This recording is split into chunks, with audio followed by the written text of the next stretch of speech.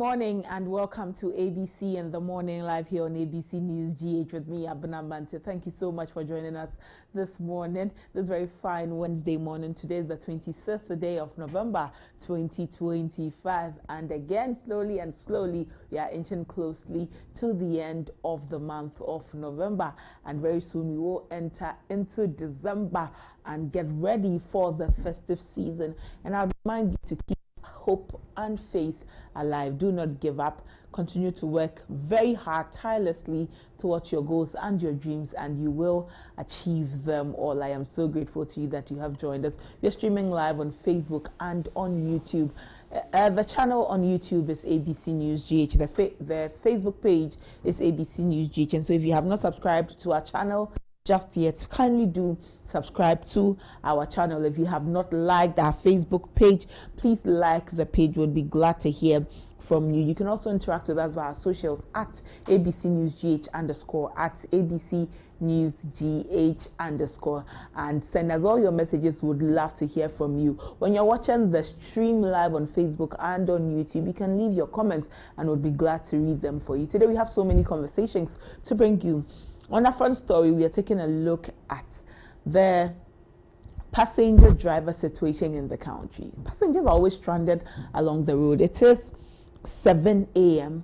at this point, and in the capital, in the Ashanti region, in the various capitals, you would see that passengers are stranded, especially in Accra. It's 7. I shudder to think about those who are now at the roadside waiting to get a car and be at work and start working from 8 a.m. onwards. Very difficult to get a car to go to work with.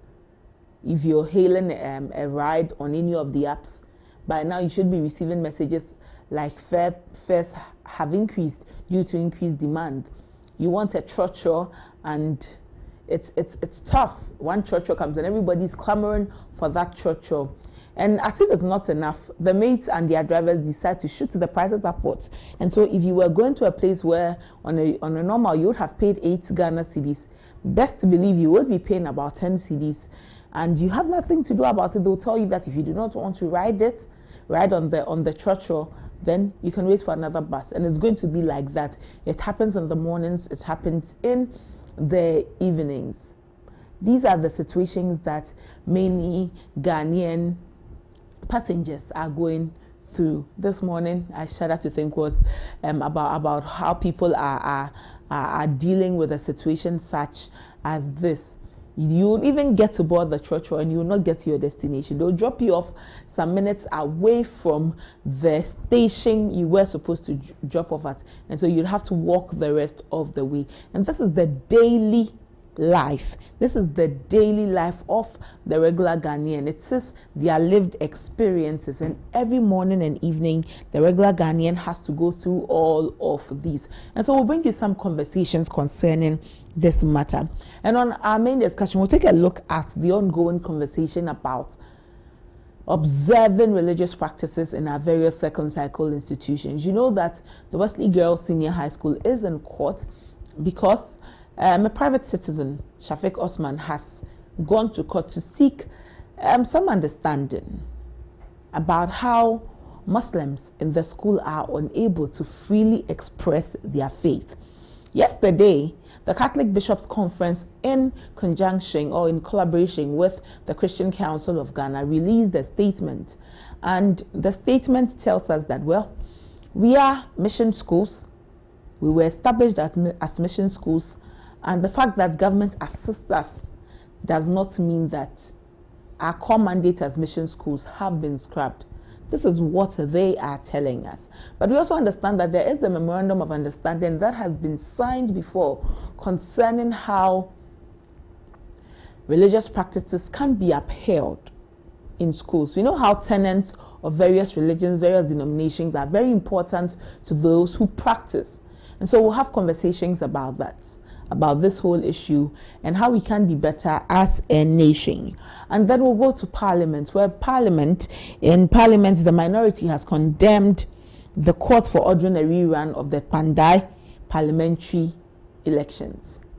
2 days ago, the High Court in Tamale ruled that the Pandai parliamentary elections be rerun. At the moment, we know that Matthew Nyindam is the MP who's representing the good people of Pandai. He belongs to the minority side. And so the minority are not happy with what is happening. We'll look at it and have some more conversations on that. We'll also bring you the latest in the world of sports. I'll be looking forward to that segment very much today on the show. Not only will we bring you the latest in the world of sports, we will also open the phone line so that we can hear from you. I'd love so much to hear from you. You call us on 0539161609, 0539161609. And finally, we will bring you ABC Speaks, where we will give some opinions on some of the matters that are happening. And so I say thank you to you for joining us this morning here on ABC in the morning, and a big good morning to you that you have been part of today, waking up today and going about your duties. It's a blessing, and so a big good morning to you. We'll take a break. When we return, we'll bring you all of our conversations here on ABC in the morning. Stay with us.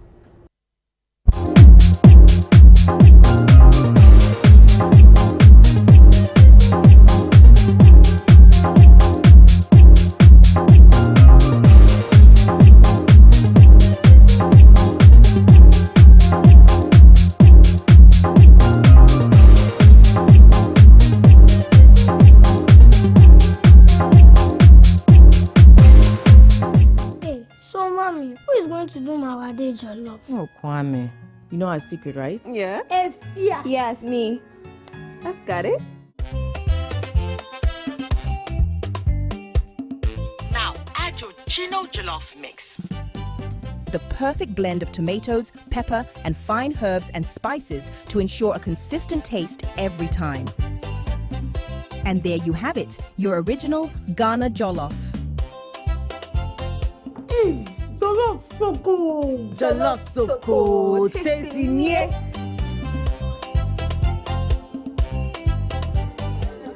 What is going on here?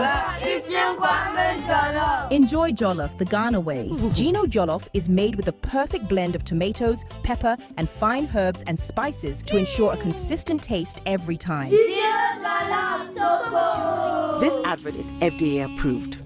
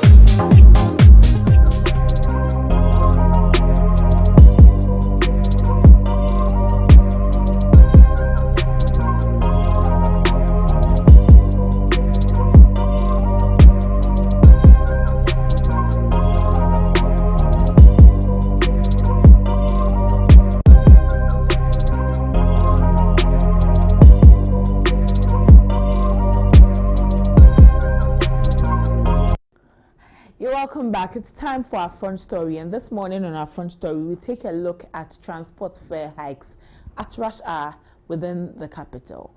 If you are someone who plies the roads within the capital to your work and back, early in the morning from about 6 a.m. up until about 9 a.m.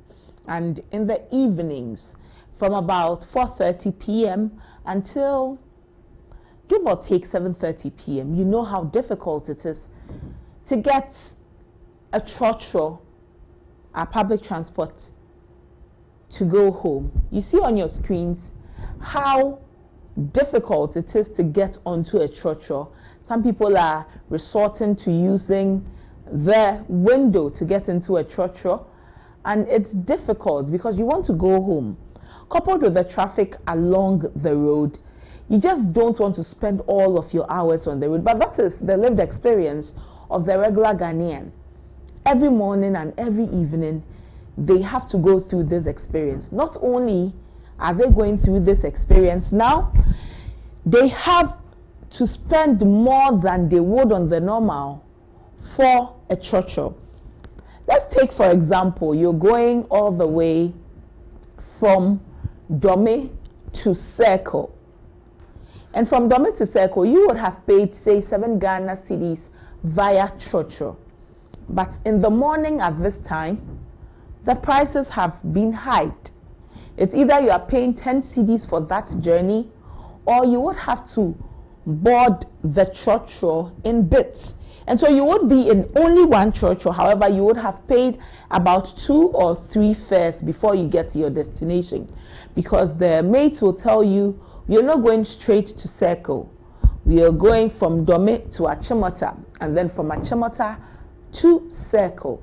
And these are the lived experiences of the regular Ghanaian every morning. And so instead of 7 cedis, they would pay 10 cedis. And this is replicated across the country. And it has become very normal that now to complain about it is to act irrationally about this matter. In the evenings, it is same. You're going home and you have to pay almost double the cost of the fare that on a normal you would have paid.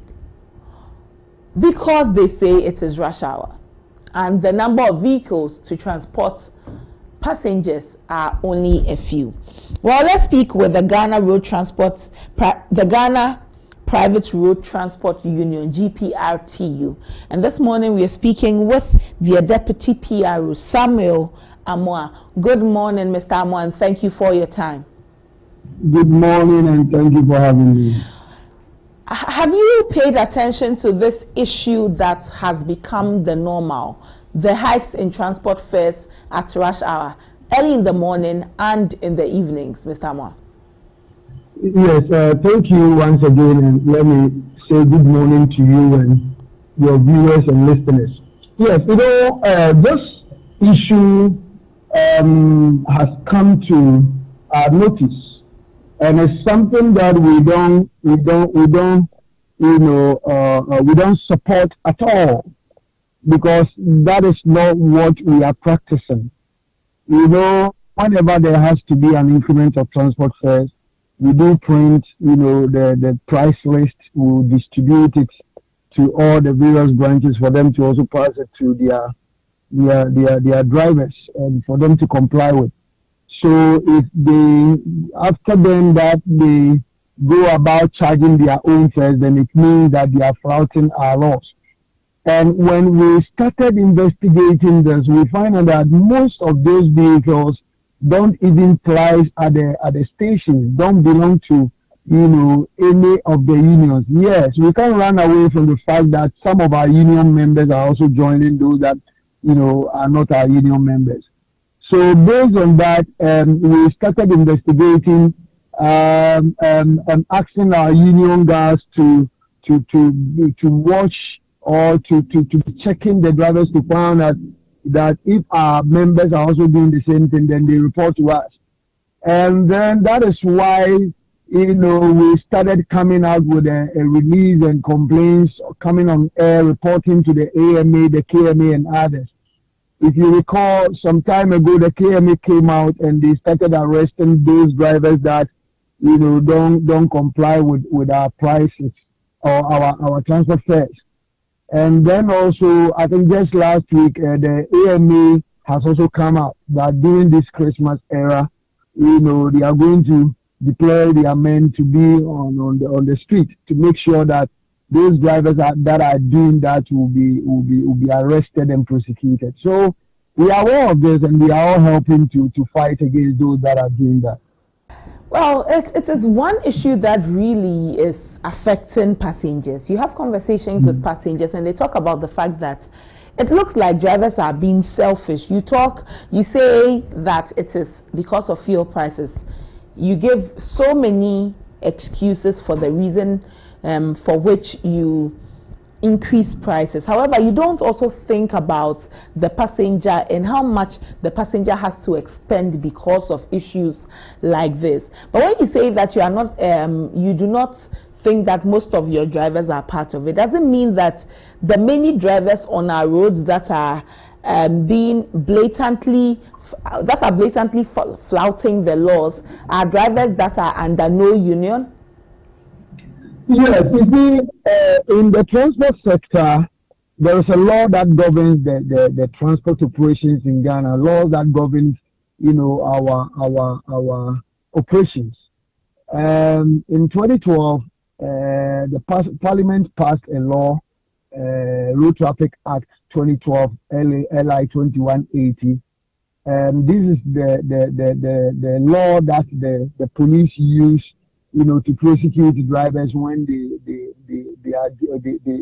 flouted laws, like maybe parking at unauthorized places, not renewing your roadworthy or your insurance and all that. All the offenses are in that very book. And in the same book, there is an article, that is the Regulation 121. The Regulation 121 says that if one has to be a commercial transport operator, or if someone wants to be a commercial transport operator, such operator must belong to an existing transport union. It's in the law. And when you continue reading it, it says that if someone is being caught or being arrested, that driver doesn't belong to any of the union, any of the existing union, the law says that you have to be prosecuted and sent to court. And the charges, the fine is that you'll be charged not more than 25 penalty units, or you can, be sentenced to 3 months imprisonment, or the both sanctions can be, placing on you or can be given to you. And these laws are there, but the police, I don't know why they are not arresting them, because we have been complaining bitterly that there are drivers, about 60% of drivers are flying on our roads that they don't belong to any of the unions, and it's against the law of the state. You see, when things of this happen, and we, the GPRT, we know we are the majority. We are the largest, transport organization in the country. We try fight against this. We try talking to our drivers, making sure that our members that do these things. We have internal sanctions that whenever we caught you doing this, we give you sanctions. What about the driver that don't belong to any of the union? He just driving. There are some drivers when they start their engine in the morning, before they put it off, it's night. They don't even have a station. In case you're a passenger and maybe you left something in the vehicle, you can't find them anywhere. And there are complaints, series of complaints that are coming, and yet the police are not doing anything about it. So if we, the GP or the transport operators, are taking it upon ourselves and be fighting against it, the police or the authorities must also sit up to make sure that those laws will be enforced. Well, Samuel, let me ask you this. For you talk about the various driver unions, especially the ones within communities. In every community, there is a last stop, and normally that is where you'd find a lot of church drivers park their cars or congregate and then begin loading. Are those last stops under GPRTU? If you say last stop, unless you are specific, because we have a lot of last stops around, and the GPRTU, yes, we are all over the 16 regions. We have, we are, everywhere, if I may put it that way. But there are also some drivers that are also, at those various last stops that you can't even find them at any of the unions. When you go to stations, there are designated stations that, the assemblies control them. That if you don't belong to any of the unions, there is no way you can go to the station and maybe pick your passengers. But in town, in cities, at some certain bus stops, you can just be there and be picking passengers, and no law will be catching you up, because the law that they have to use, that you must belong to an existing union, though it's there, but it's not working for now. So if you say most of the last stops, the vehicles are there and be doing their own things. Yes, sometimes you may find some of our vehicles there, but there are most of them too that they are not in our books. We can't even know their whereabouts. Since you are the biggest transport union in the country, and these are issues, very, very real issues that passengers are faced with every single time. How are you addressing this matter? You say that you expect the police to come in and restore order into the system, but from your end as the biggest transport union, how are you also working to ensure that most of these drivers come on board? Because there are some people who say that the vehicles that go to their areas, there's no station that you would find them in, and so they have to fall on boarding the trotros at the roadside. And so what are you doing to ensure that at least majority of vehicles will ply many areas within the capital? Yes, it's the duty of the government to provide, lorry terminals for the transporters. That is number one. And then also, as you are saying, not that we are relaxing, we are still pushing. Quite recently, we had a meeting with the president himself, and we put all these issues before him, that we need more lorry terminals, so that if we are saying all the vehicles, must go to the stations, then we know that all the various areas we have stations. And talking also about trying to enforce those laws, that is why just last week, we are collaborating with the assembly, the AMA, to make sure that those that are flouting the laws will be arrested, and we make sure that they will do the right thing. So we are trying as hard as we can, and we also need the support of the state, the support of the law enforcement agencies, most especially the police, and we do talk to them every day. Well, Samuel, are there any mechanisms by which people can report situations to you? Because more often than not, you go to a station, you ask for the station master, and if he isn't around, whatever query you have or whatever question you have or concerns you would want to advance, you have to move away with this. And so are there mechanisms by which your passengers can reach GPRTU to share some concerns with you about? Yes, at the national level, I can say some of us, we have our contact. When you go online, we have our contact, and we do receive, complaints almost every day. Passengers do call. Sometimes someone will leave his item in a vehicle. The person can call all over the country. I do receive calls. My general secretary do receive calls. My national PRO do receive calls. All the national officers. Aside that, if you board a vehicle, all right, and maybe you are going to a certain destination and something happens, when you go to the station, all right, we have our union officers there. There's the station masters are there. The station executive, every GPRTU station, we have 5 executives. We have the chairman, the vice chairman, the secretary, the first trustee, and the second trustee. That is 5 executives. Then we have the station master.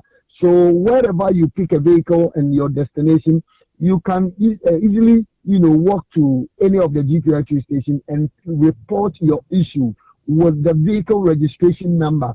And most of the time, when they bring most of the numbers, we will check in our books and we'll find out that, most of them are not, in our stations. They are not in our books.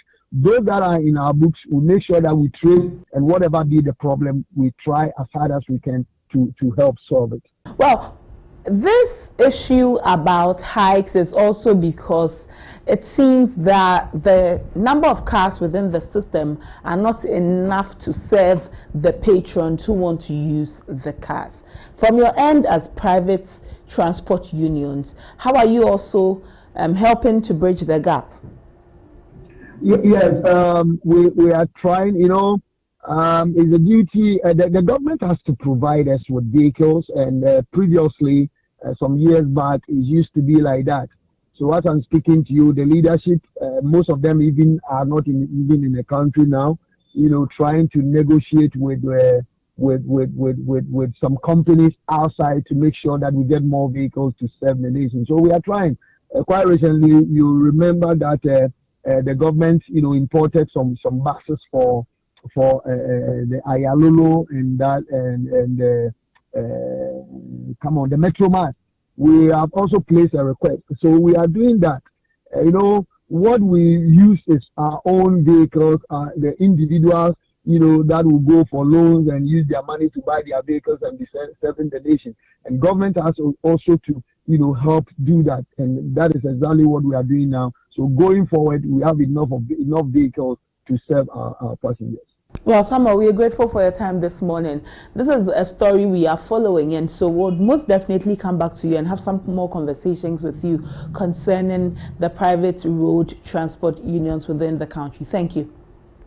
You're most welcome. Samuel Amoa is the Deputy National PRO for GPRTU, and these are the conversations we've had today on this matter about transport fare hikes. But rest assured, we're working on some stories concerning this matter, and we'll do well to have conversations with all of the relevant authorities so that the duty bearers can speak to this matter and bring some sanity into the space of transport fares, because at the end of the day, it is the passenger who suffers the brunt of this, having to pay more than you have budgeted, because a mate and their driver decided at the spur of the moment that we're going to take more than they normally would take. But that's all for Front Story this morning here on ABC in the Morning. We'll take a break. When we return, we'll bring you ABC Speak. Stay with us.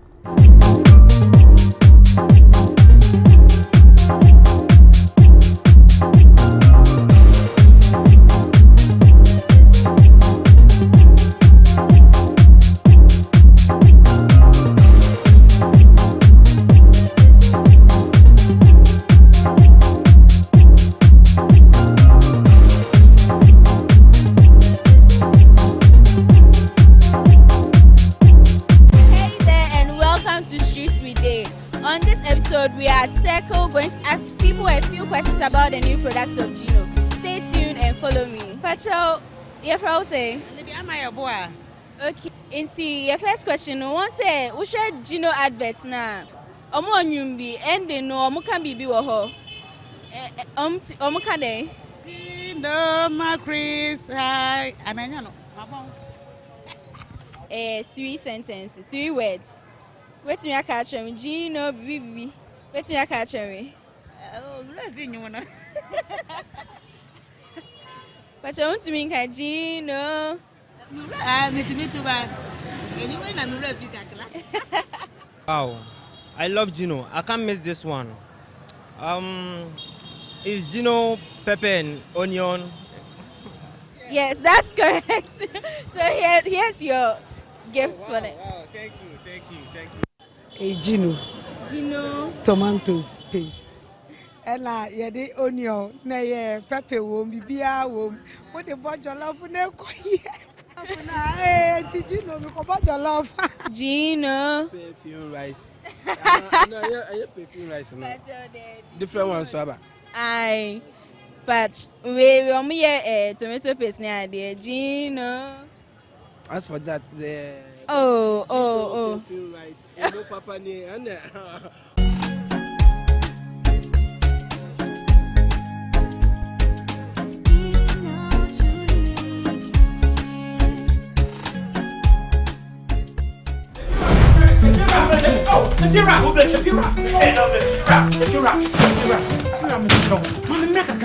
rent back with the beer open.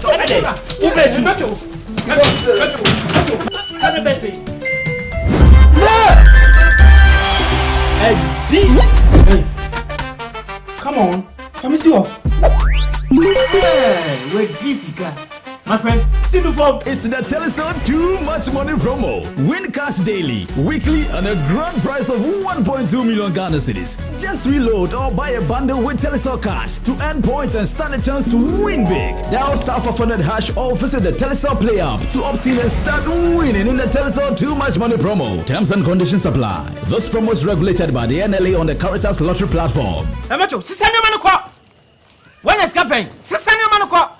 If you're a baby, many schedule no. If you know, meto etiaka. Inti ene, uno banu mumpe baby amubeda. Oh, no abeka.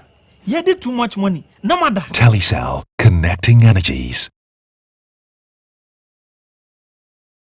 Imagine a sport without rules, a game without passion, an arena without chance. What drives the champions? What fuels the rivalry? What separates the winners from the rest in the world of sports? On the show, we shall start by interrogating your admitted matters with expert insight from our renowned medical professionals, providing you with actionable advice and cutting-edge knowledge to prevent injuries and optimize performance. Then we'll connect you to the talking points where we'll bring you the big names, the famous faces, and leading voices on our radar in the world of sports for a lively conversation and diverse perspective. Eugene Soti, your chief data guy on the talking points.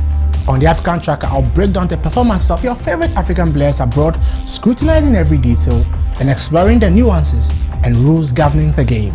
Meet us in your area for Area Take as we plug into sports perspective and hear your thoughts on every play of the game. On Ghana Focus, we shall spotlight our domestic leagues and heroes of other sporting disciplines. I'm James Makion, your go-to expert for everything local. I'll review the fixtures from the locker room to the pitch and from the management to the fans. I've got you covered. Oh la la! Don't miss out on the double excitement. It's a fun pack, pulsating and complete wrap of everything in sports, from boxing to football, tennis, NBA and more. Sports World on ABC with Victor and the team as every Wednesday from 7 to 8 p.m. Sports World on ABC. Sports beyond borders.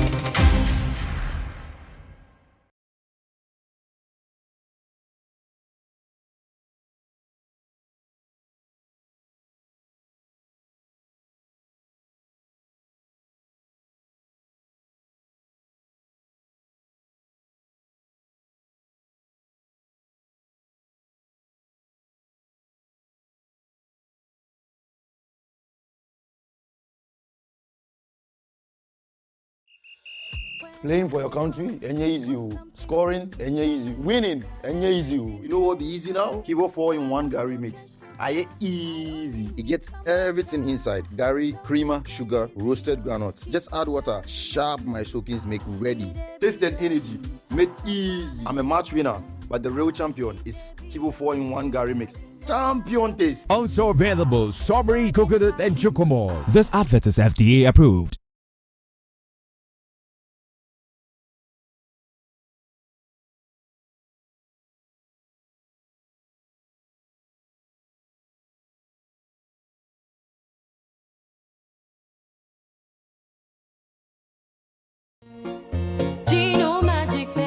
Magic pepper and onion, a delicious tomato mix with tomato, pepper and onion. No grinding, no blending. Ya yenini na da da da. So pa mediane no abe. Come on, Gino, do your magic.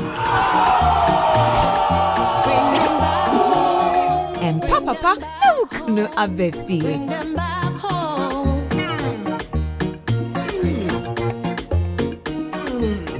Tasty magic.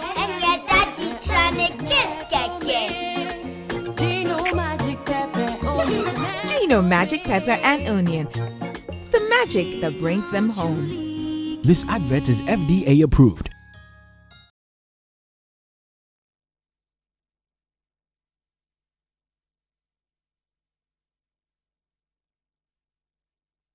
The present Minister for Education, that there is some ongoing debate on restrictions on Muslim students in Wesley Girls, which conflicts with international human rights standards and even standard expected of us in Ghana's Constitution and Article 33(5) and 26(1) of the Constitution.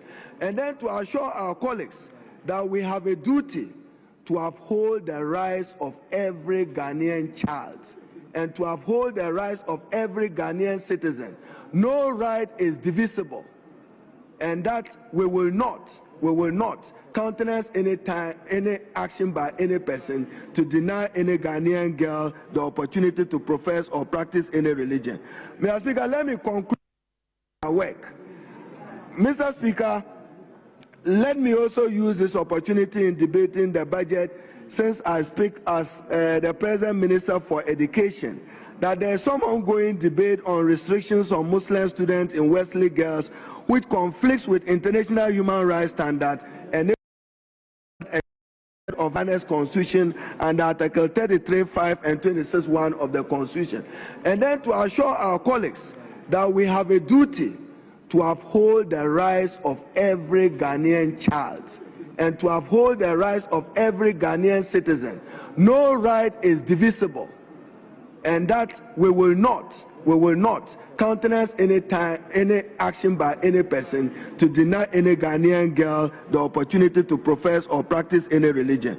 Mr. Speaker, let me conclude my work.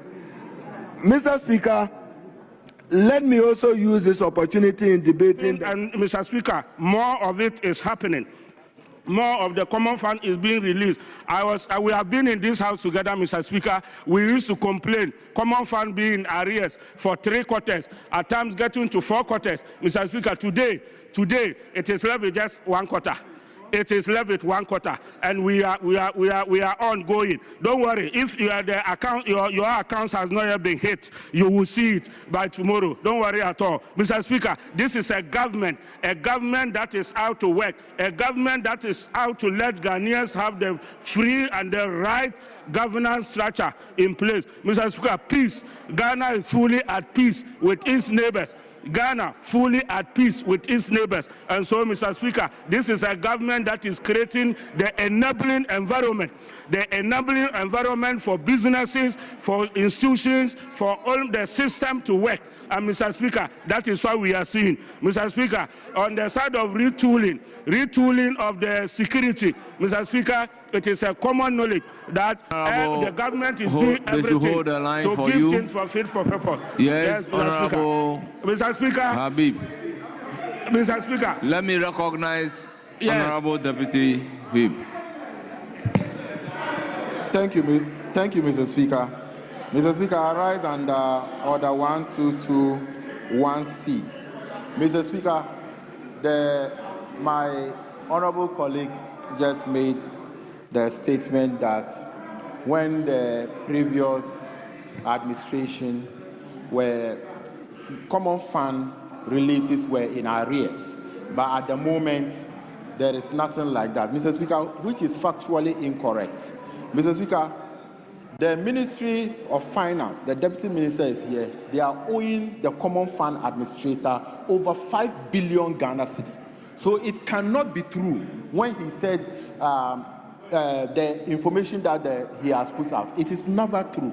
And also, there are still arrears that the common fund hasn't paid yet. So you cannot say that there is nothing in arrears, because there are a lot of money in arrears. Yes, and the Ministry of Finance is owing that money. Majority Leader. Mr. Speaker, it is also not the case. It is not the case that this Ministry of Finance, it is Honorable Minority Leader, did you raise point of order or point of elucidation or clarification? You came under Order 122C. It is Order 122A that is point of order. I would have asked you to state the rules that have been breached. Yes, Mr. Speaker, it is not the case that this Ministry of Finance owes common fund arrears of 5 billion Ghana cedis. Mr. Speaker, the arrears of 5 billion Ghana cedis is money that should have gone to common fund under the MPP administration, which they never transferred to common fund. They never transferred the money to common fund. Then NDC comes to power, and you are saying that we should go and find that 5 billion and give to common fund to pay for contracts that common fund administrator awarded. Mr. Speaker, those are the facts, and he knows the facts. Every amount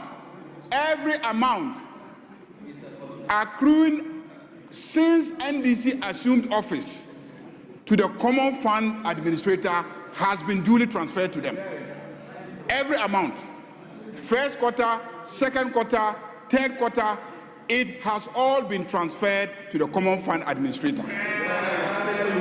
Indeed, third quarter was paid ahead of time. And the monies have been transferred to the districts. That is why, as we speak, under NDC, the district assemblies have become far, far richer than the central government. Just as the welfare of district chief executives have improved, and the welfare of assembly members have improved. Assembly members are getting allowances.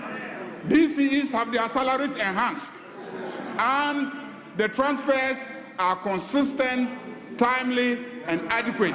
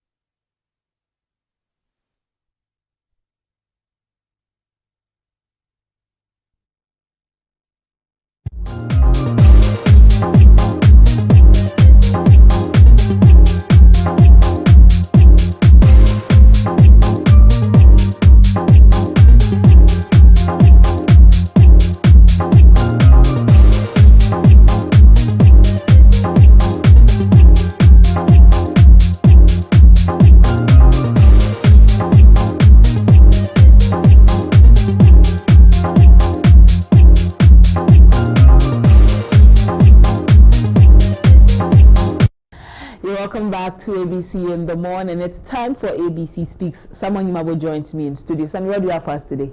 Abena, there is a very important conversation to be had today in relation to the Wesley girls, Buhaha or saga, if you want to call it so. You remember that this whole conversation started when one individual sued the school and the state for what he believed was religious discrimination against Muslim students in the school. The case is in court.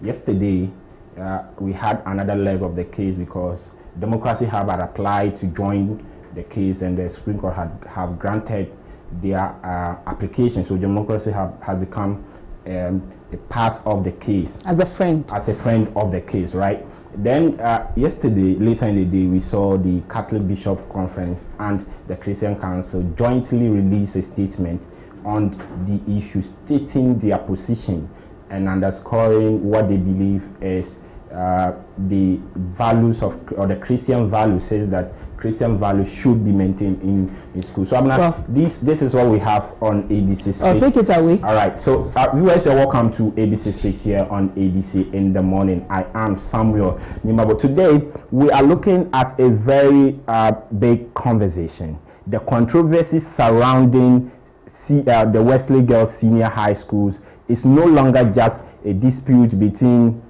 the renowned school and an individual. It has taken a national thing that all Ghanaians should be concerned about, and we are here to give you what to know about the Wesley Girls saga. Now, first off, the whole controversy or the whole issue started when Shafiq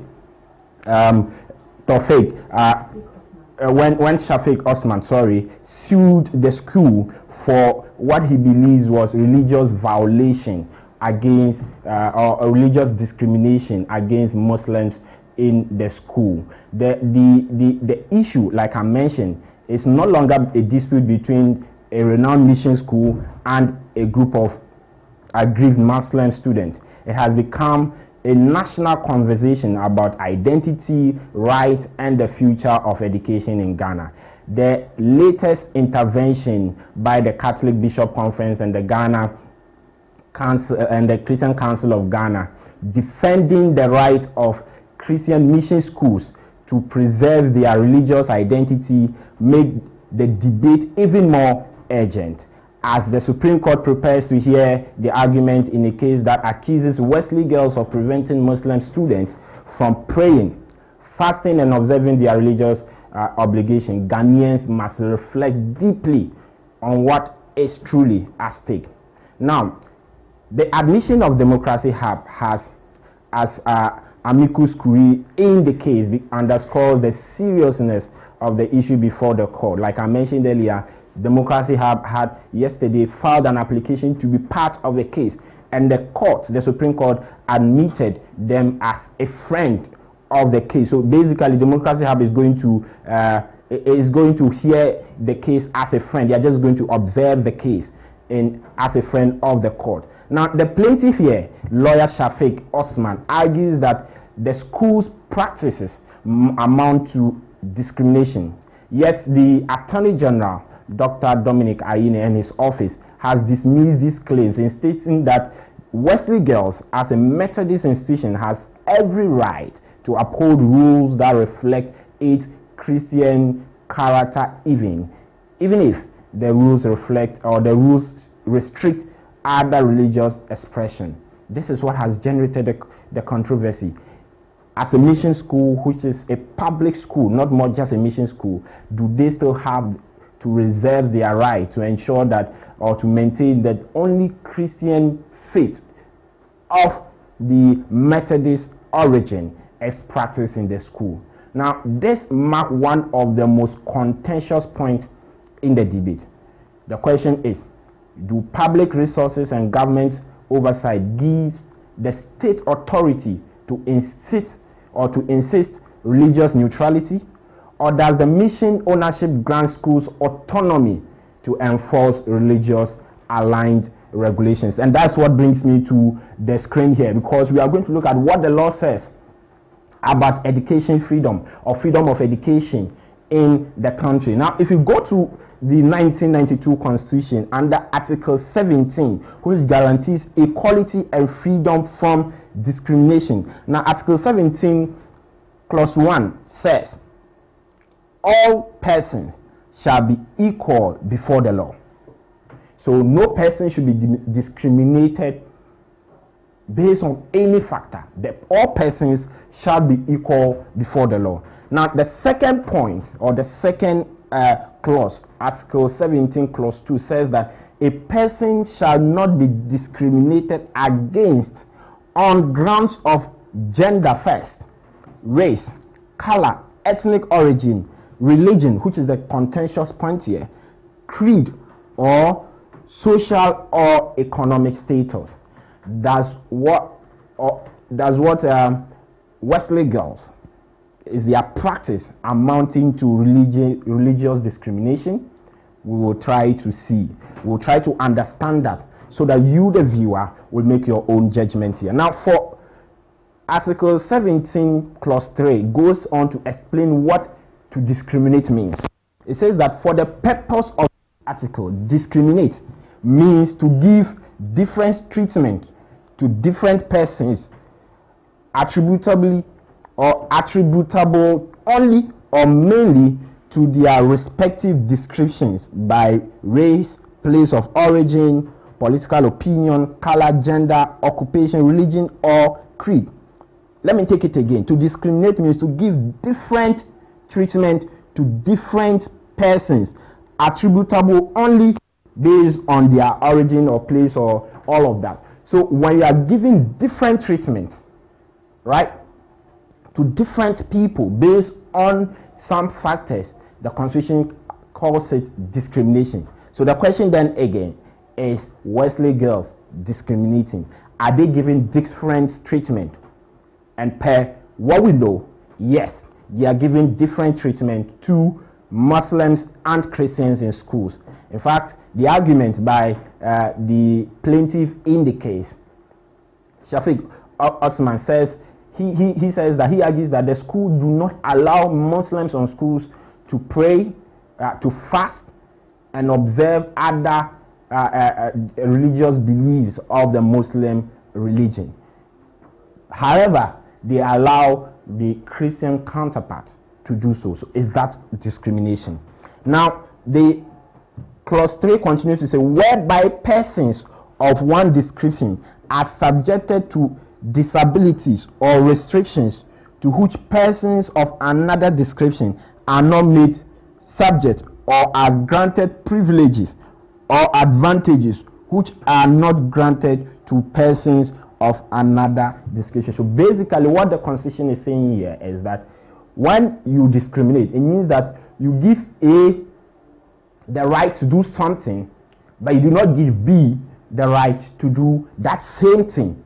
And it is based on B's certain characteristics that you are using as measurement, be it the race, the place of origin, the religion, or economic or social status. So this is what the law is saying about discrimination, right? So the question is Wesley Girls being discriminatory in this sense? However, the Christian Council and the Catholic Bishop Conference placed their arguments squarely on history of mission schools. They contend that mission schools existed long before the Ghanaian state.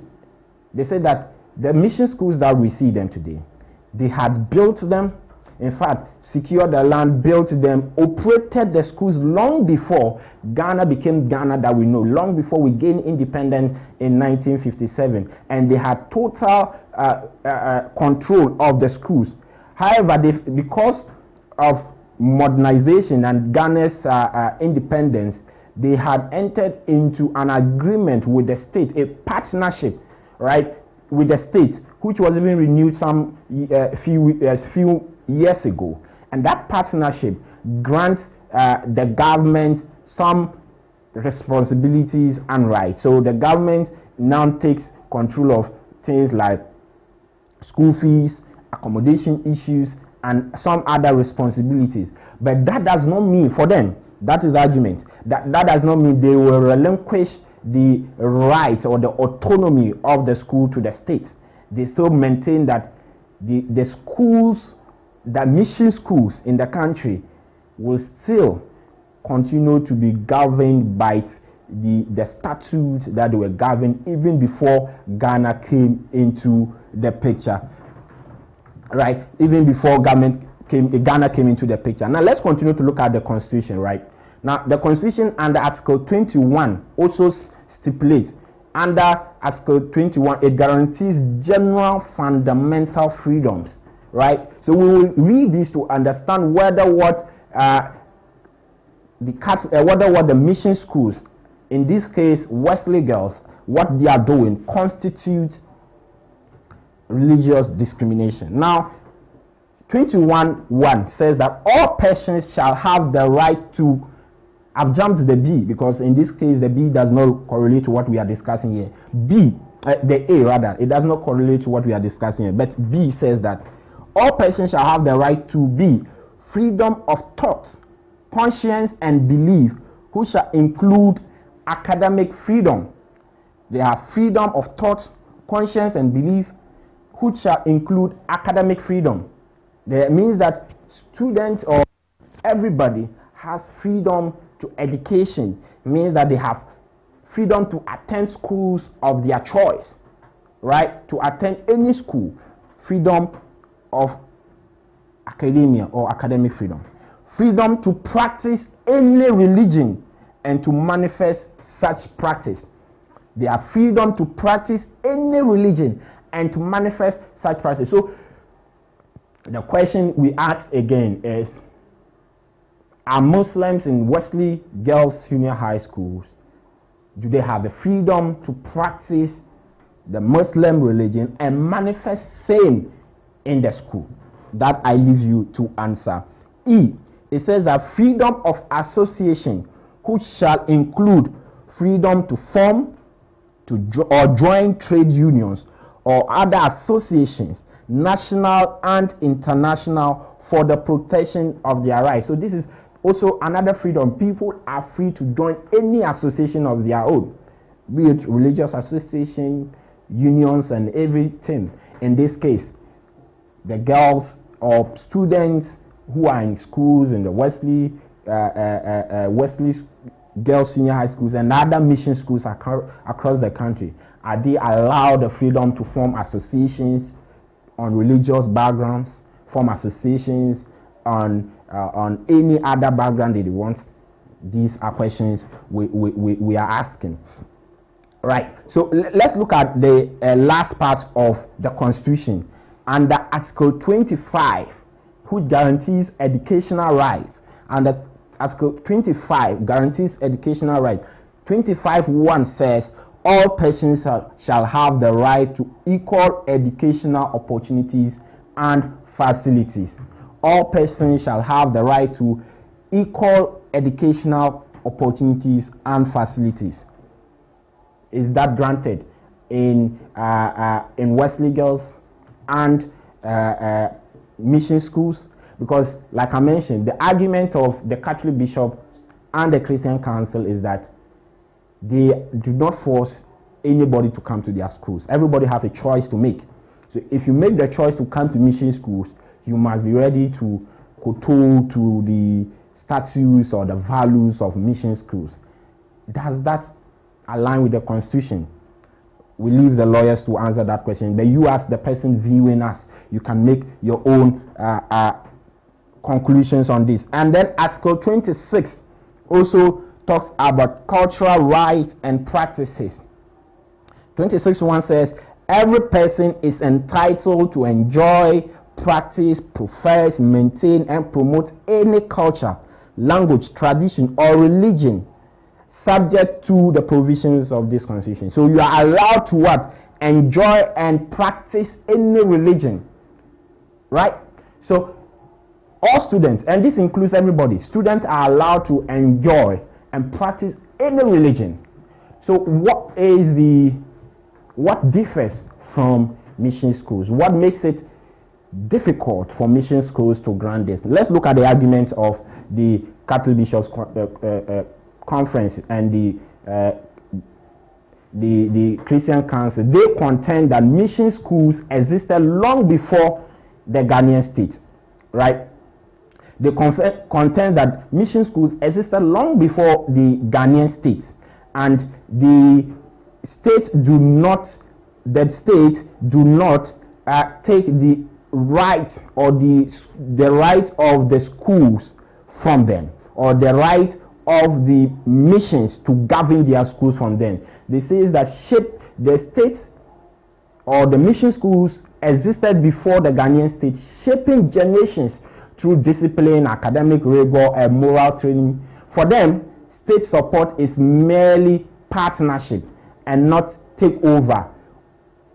Right? Listen, they say states, they are arguing that the state support is merely partnership, not a takeover, not a takeover, paying teacher salaries and supervising curricula does not entitle government to alter a school's religious foundation. That's the argument. They also argue that parents choose such schools precisely because of their Christian ethos, and it will be unreasonable for students to demand that these institutions abandon their identity when other school options are there, including, they go on to list Islamic schools and any other schools of the public. They say that it is your choice, make the choice you want. So you don't come to their schools to demand what they do not observe there. Now, their concerns are not only philosophical but also practical. They want that allowing parallel religion observance different from prayer schedules and a dress code or competing worship activities could fracture school unity and discipline. They fear that administrative pressures of managing multiple religious systems within one institution could disrupt the sense of cohesion that mission schools believe has contributed to their long-standing success. But while these concerns deserve attention, they do not erase the constitutional questions the nation must confront. And these are the questions we ask. Ghana is a secular state, right? That protects freedom of religion, equality before the law, and the rights of every child in public or government-assisted institution. If a school receives public support and operates under the national education regulations, should any Ghanaian child entering the school be expected to compromise their religious identity? That's the question we're asking. Or does schools' religious history override the constitutional protections guaranteed to every citizen, the ones we have laid down this morning? The tension between institutional autonomy and individual right lies at the heart of this Wesley Girls saga. It is why we believe that the issue cannot be dismissed as a mere clash of customs, but be soberly examined as a test of Ghana's commitment to pluralism and fairness. The April 2024 memorandum, and which the Catholic Bishop and the Christian Council of Ghana cite in their press release, understanding between the government and the mission schools, attempt to provide the guidelines, right? It attempts to provide the guidelines that balance respect for missions identity with inclusive practice. Yet the current dispute shows that the underlying questions remain unresolved. The Christian bodies insist that defending the heritage of missions is not an act of exclusion, but an affirmation of religious freedom and institutional independence. Their statement reflects genuine concerns about maintaining the values that have shaped their educational philosophy. But Ghanaians must still ask, how do we protect these institutions while ensuring that no one feels unwelcomed, restricted, or coerced in schools supported by national resources? This debate matters because it will set a national precedent, especially the ruling of the Supreme Court will ripple far beyond Wesley Girls, influencing policies in hundreds of mission schools across the country. It will shape how Ghana balances its celebrated religious tolerance with equal cherished beliefs in equal opportunities. And most importantly, it will determine whether every Ghanaian child, regardless of faith, can enter any public school confident that their wills will be respected. So, Abena, these are the questions we asked. And it's a very big debate that is going on. And we know that the case is in the Supreme Court. The court is expected to hear the case next month, hopefully. And we see how the case progresses. The CJ has empaneled 7 justices of the Supreme Court. We have 3 senior justices. Justice Puaman will chair the panel. We have 4 new justices who were just sworn in, who would also join 3 of their seniors to hear this very much important case. Justice Jamefe would be on that panel as well. So, Justice Janapari and Janapari and all of the other justices. It is a very big issue because, like I mentioned, the decision of the Supreme Court will have far-reaching consequences. Exactly. I'm grateful that you have broken down for us what is captured in the Constitution. You've also told us what the press release or the press statements by the Ghana Catholic Bishops' Conference and the Christian Council is saying. We also understand the memorandum of understanding that was signed, cited by the Christian Council. They argue that by that memorandum of understanding, they reserve the right to maintain the values of to maintain Christian values in schools and to protect themselves. But we understand same memorandum of understanding also says that on the issue of fasting, students should be allowed to fast. However, permission should be sought by parents or guardians from school authorities and requisite counseling provided before the period of fast commences. Students will, however, abide by all school rules and regulations. Any health-related effects of the fast, on the other hand, are not the school's authority and responsibility. It seems that the Christian Council and the Catholic Bishop seems to be contradicting themselves because they are using the same memorandum of understanding. I do not see it as a contradiction. Which is saying that even in mission school, students should be allowed to fast. And I believe that in the case of Wesley Girls, the Muslims community or the Muslim students, they are not asking for much. Just allow them to express their faith. In fasting during Ramadan, allow them to pray. And you know, Muslim prayers start at dawn. Some start at 4:30 there. Then they have one at noon, around 12, one at 1, and then they have one at 3 p.m., 6 p.m. So there are 5 prayers. But we also appreciate that sometimes they're able to combine it and pray and adjust and come and pray. So they are not even asking that during class hours they want to leave the class and go and pray.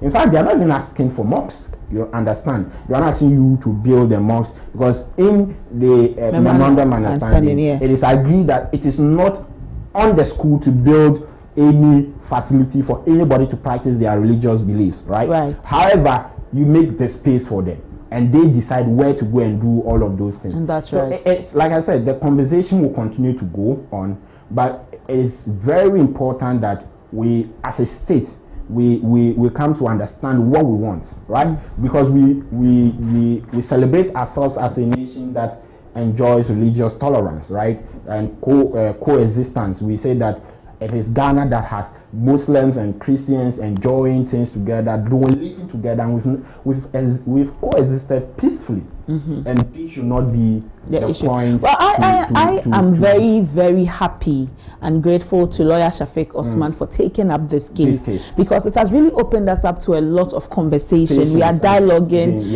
and you also get to appreciate the stance that people have long held. And it is sometimes sad, or I don't have a proper way to even describe it. It's saddening to hear some of the argument people are laying out here and there. But I believe that our state institutions will do the right thing.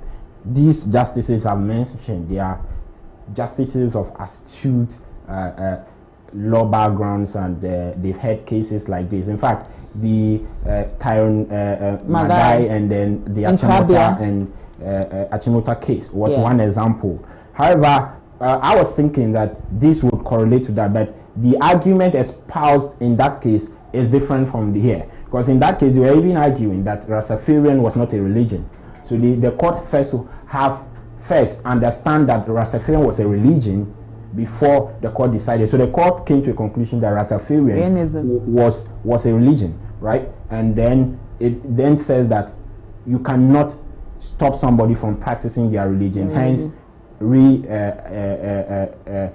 admit the guy. So we would wait to see whether the Supreme Court, the 7 justices in this case, would go in line with that ruling. Because if they go in line with that ruling, it means that Wesley girls will find themselves wanting another mission schools. Well, I think that at the end of the day, again, all of this is going to strengthen our understanding of the Constitution and also strengthen our religious cohesion. Some of the comments I've read have been quite shocking, because some of them have been quite blunt about certain things, and I thought that we wouldn't even get to that point. And by all of these conversations, in any case, we learn. It's important, but one thing we must encourage is that let's have them dispassionately. Let's look at the merits of what the case is. Let's not allow our religious background cloud our sense of judgment, because if we do that, you seem to not be understanding the other person's position. So try to always place yourself in the position of the one arguing for his right, arguing that his right or her right has been violated. So always try to put yourself in the position of the minority. Then you understand the point they are coming to. But now let me leave you, because I understand you have some big guests to come. Yes, we are looking forward to all of that. We will talk about this. We have a legal person inside, and I believe he will do justice to what the law says, and he's a Muslim as well. Muslim too, so we wait to see the argument he will espouse today and what the other guests of the show will bring on board. Sami, thank you so much. So that's my colleague Sambanyi Magbe bringing you ABC Speaks. This is a conversation that is very important. You're going to better peruse it and appreciate it. And again, I say a very big thank you to Shafiq Osman, the lawyer, the plaintiff in this matter. He's at least brought this matter for us to have a bigger or broader conversation about. I hear a lot of these conversations most times on social media, and so it's great that now we are having it on a national level. We'll take a break and return with our guest and have all of these conversations. Stay with us.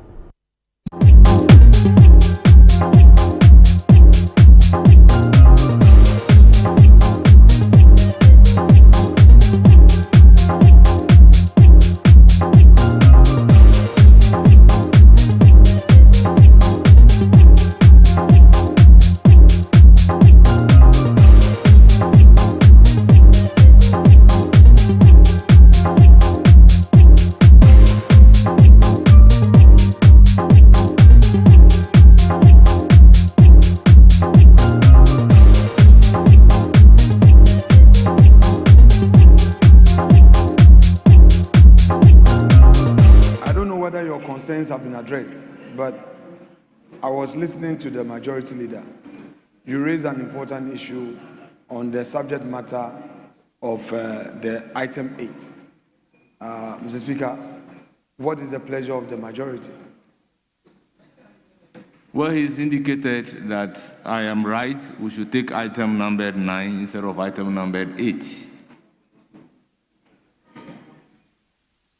Thank you, Mr. Speaker. Mr. Speaker, I rise to move that the Value Added Tax Bill 2025 be now read a second time. I so move, Mr. Speaker. Thank you. Honorable Chairman of the committee, may you present the committee's report? Mr. Speaker, I second the motion. By so doing, you present the committee's report. To present the committee's report. Yes. Mr. Speaker, I would pledge that the table's office captures the entire report as having been read. Mr. Speaker, the committee met, and your committee determined whether this was to be taken under a certificate of agency. And Mr. Speaker, the committee was unanimous that because this is already factored into the budget that was to be appropriated, it was important that the bill was considered.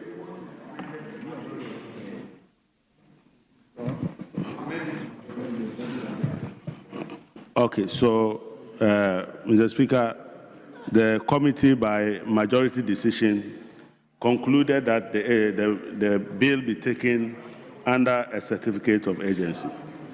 Mr. Speaker, the committee met with the Minister for Finance and his team and were informed that the rationale for introducing this bill was to review and consolidate all laws that relate to the imposition of value-added tax in the country.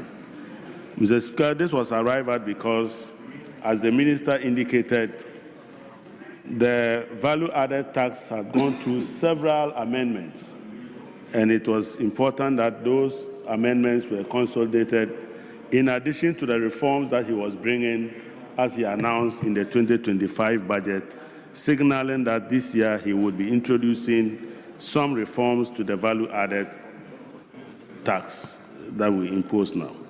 Mr. Speaker, the Minister indicated to us that the bill, when introduced as part of the measures to raise revenue to fund the budget, would be revenue neutral. He indicated the reason for it being revenue neutral to mean that whatever losses that would accrue from the reforms would be compensated by the revenues that it will generate from some of the compliance measures that had been instituted to improve the revenue generation for the year. Mr. Speaker, a major part of the reform, as we noticed, was that the minister had decided to abolish the decoupling of the National Health Insurance Levy and the GET Fund Levy in order to make them deductible as input VAT by businesses as opposed to being straight cost to businesses. As a result of this cascading effect, we noticed that the effective VAT rate was actually 21.95%. Mr. Speaker, these reforms will lead to a reduction in the effective tax rate to 20%, making a gain of about 1.95% to save the people of Ghana. Mr. Speaker, we believe that if these reforms are introduced, the end result is that the government will be able to raise the money, plug the loopholes that we are experiencing in the value regime, and assist businesses to recover the cost of input.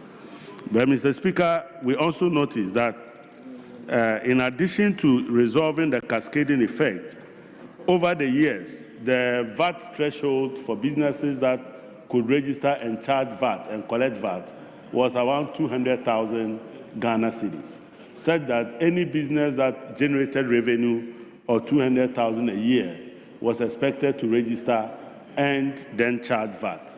Unfortunately, over the years, with inflation and everything else, the actual value of the 200,000 has been estimated to be around 48,000. And to be charging VAT on businesses that operate at 48,000 will be very expensive. And that is against a very basic principle for tax collection, that the cost of collecting taxes should not be more than the revenue that you accrue from the collection of taxes. As a result, this threshold has been increased from 200,000 to 750,000, so that people below that range will now be entitled to pay a presumptive tax rate of about 3%, which is a flat rate. Mr. Speaker, we therefore recommend to this House to approve the committee's report. And I've already said the majority decision. That's the only thing you want. It's the reason you rush here. Chairman of the committee, by a majority decision, recommend to this House to adopt the report and assist the minister to get this bill passed. Mr. Speaker, I so move. Honourable members, motion move, and the report presented, it is for the consideration of the House. Yes, Honourable Minority Leader.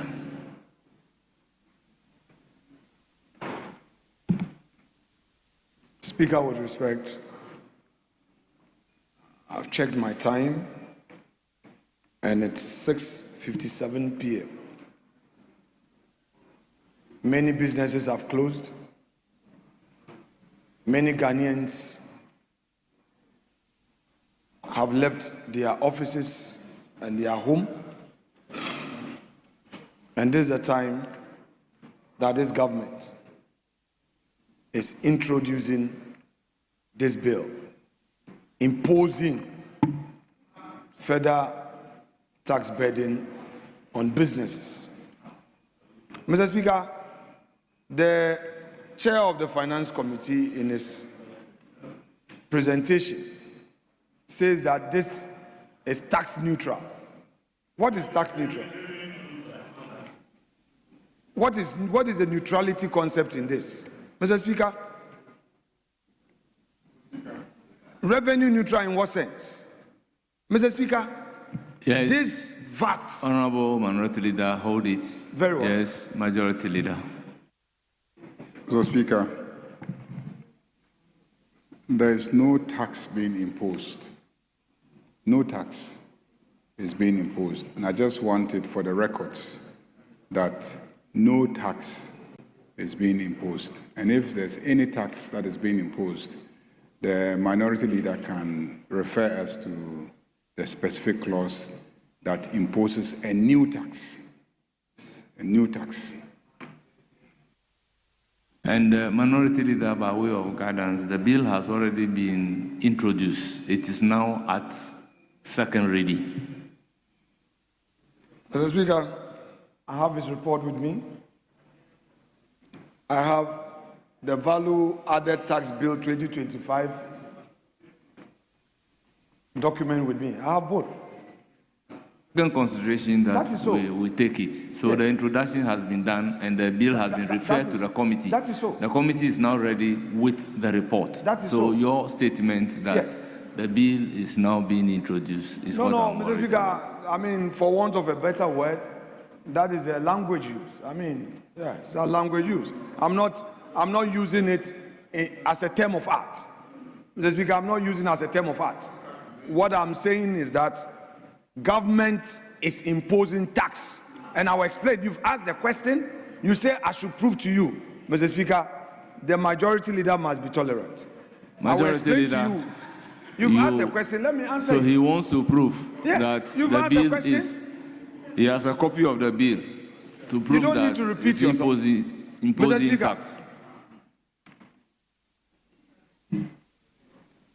retail service and goods. Mr. Speaker, originally it is 3%. It is no more 3% if this bill is passed. You are taking it to 15%. Tell me that I'm lying. Tell me I'm lying. Real estate from 5%, you are going to 15%. Are you maintaining the current threshold, or you are increasing it? And by increasing, does it not amount to imposition of tax? Look, we are wide awake. We are watching every move of yours. We are watching you. You can't smuggle anything in the dead of night. Leader, yes, Mr. Speaker. The chairman of the committee. Yes, he should come and rebut. Mr. Speaker, it is important for us not to mislead the people of Ghana. Mr. Speaker, if you were a trader and you were charged a presumptive tax of 3% that he's referring to,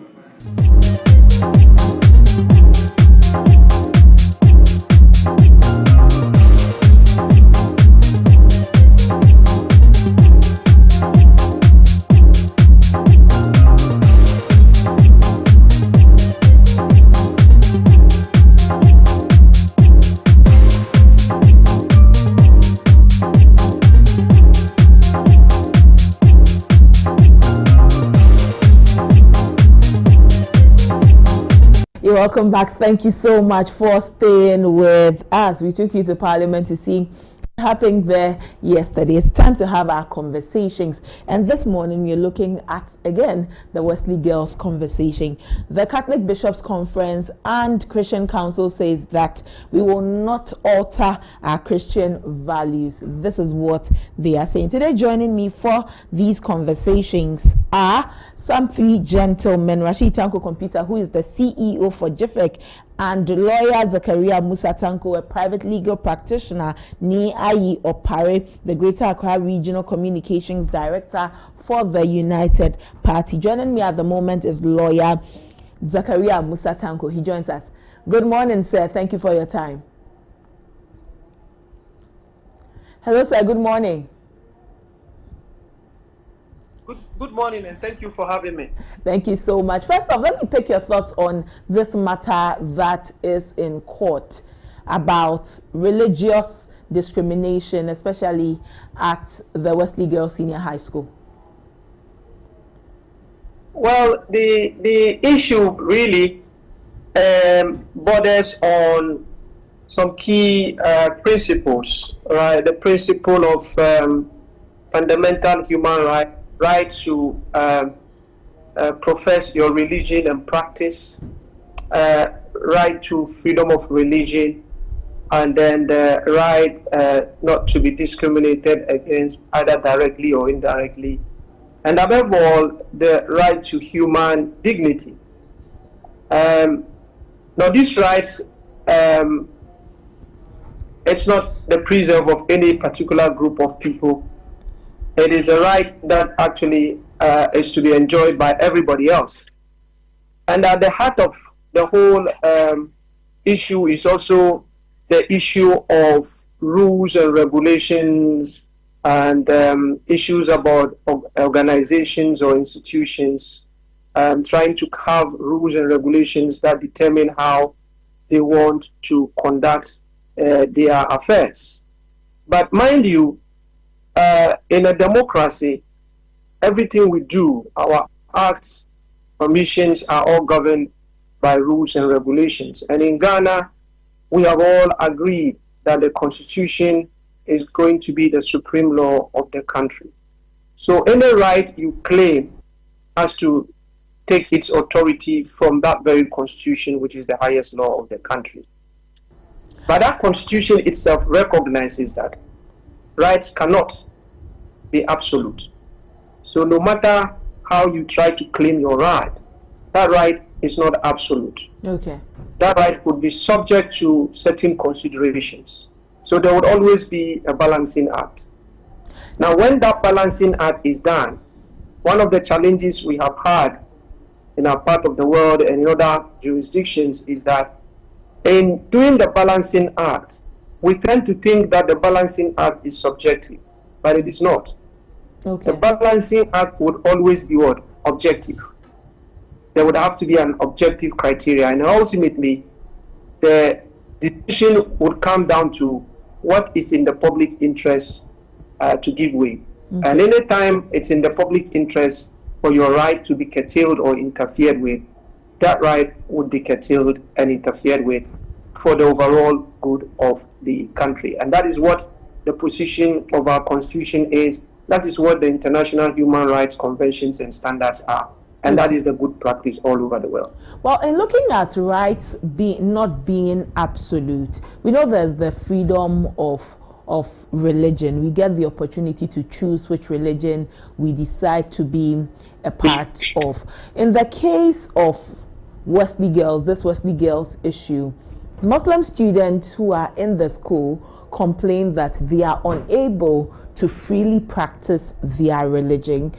The case of having a Quran as being unprescribed is one matter that is quite troubling, because these are things, or these are emblems, if you would, that help people who practice certain faiths to continue to hold on to their faith. And so if emblems like Qurans are unprescribed, if they're unable to fast, so that the tenets that they hold strongly to they're unable to do all of that, really, is this an objective way of looking at the rights that people have, especially as Catholic Bishops' Conference and the Christian Council say that, well, we are mission schools. The fact that government is assisting us does not take away the fact that we have a certain core mandate by which we run ourselves as mission schools. So where do we see the objectivity in these two cases?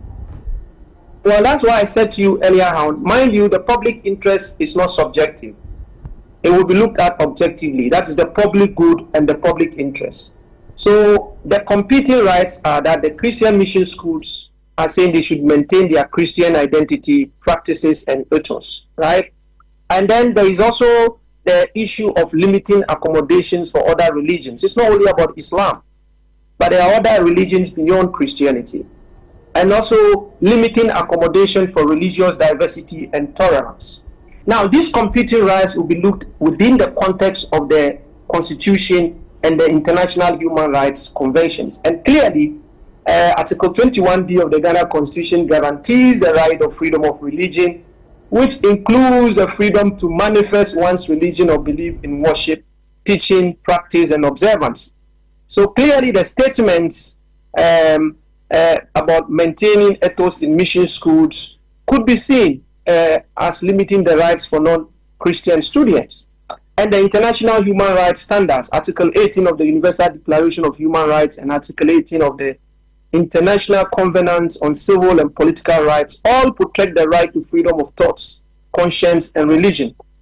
Right? Now, this is why, for me, I think that because the matter is in court, that's why I'm trying to give you the general framework and the principles that always governs how these things are done. It's not about being emotional about it, but we need to look at it from an objective perspective. Okay. Basically, if you look at the issue we are talking about, right? We are talking about proportionality, right? When you are trying to exercise a right, there has to be a legitimate aim that you want to achieve with exercising that right. Even when you want to execute a legal, position, it has to be to achieve a legitimate objective. And even when you are able to argue that it is to achieve a legitimate objective, assuming that that objective they say they want to claim is a legitimate objective, the other issue that would come up would be the proportionality. And so when you talk about the students not saying that they want to come and disobey the rules and regulations of the school, they would obey them, but they are only asking to be allowed to pray, not at the time that school is in session, but at their own, free time, to fast, to take a Quran. How is that a disproportionate interference with the right of the mission schools to observe discipline and all those things? Mind you, if they pray, what are they going to pray about? Are they not going to pray? Do you know what they say in the prayers? It's all about praying to God. If they go and fast, are we not, both religions, the Abrahamic religion, didn't we say that the fasting person's prayers is answered by God? Right? Now, and are we training these students to go and operate in an environment that is only going to be Christian, or we are training them to go and inculcate and be inculcated or integrate into a society that has all people from all manner of religions. So for me, I think these are some of the issues. Some of these things, I don't think we should be litigating them, because we've come to a certain stage where we need to look at the international standards. We need to look at inclusion, not exclusion. We need to look at tolerance. And for me, if we cannot tolerate each other to the extent that we are looking at denying people some basic fundamental rights, that does not disproportionately interfere with the rights of the institutions, that tells me that we need to really have a look at the whole way we do things. Because frankly, I went to a school, Accra High School. It's a Methodist school. I went there from O level to A level. I go to the Wednesday sessions. It didn't stop me from practicing my religion, but it didn't also stop me from incorporating some of the teachings of Christianity and all that. So I don't know where we have slipped. I think we have slipped in terms of our tolerance level. And the earlier we acknowledge that, the better, so that we can start looking at some sort of civic education, because it is a very dangerous thing to do. You cannot, in this day and age, even some of those extreme countries that looks at things from a very narrow religious perspective, they realize that actually they are being cut off, because we live in a global village and we all need to learn to accommodate each other, integrate into each society, so that we appreciate each other better. For me, I think these are the issues that we need to look at. Right. Latanko, there was a memorandum of understanding that was signed between these mission schools and the government.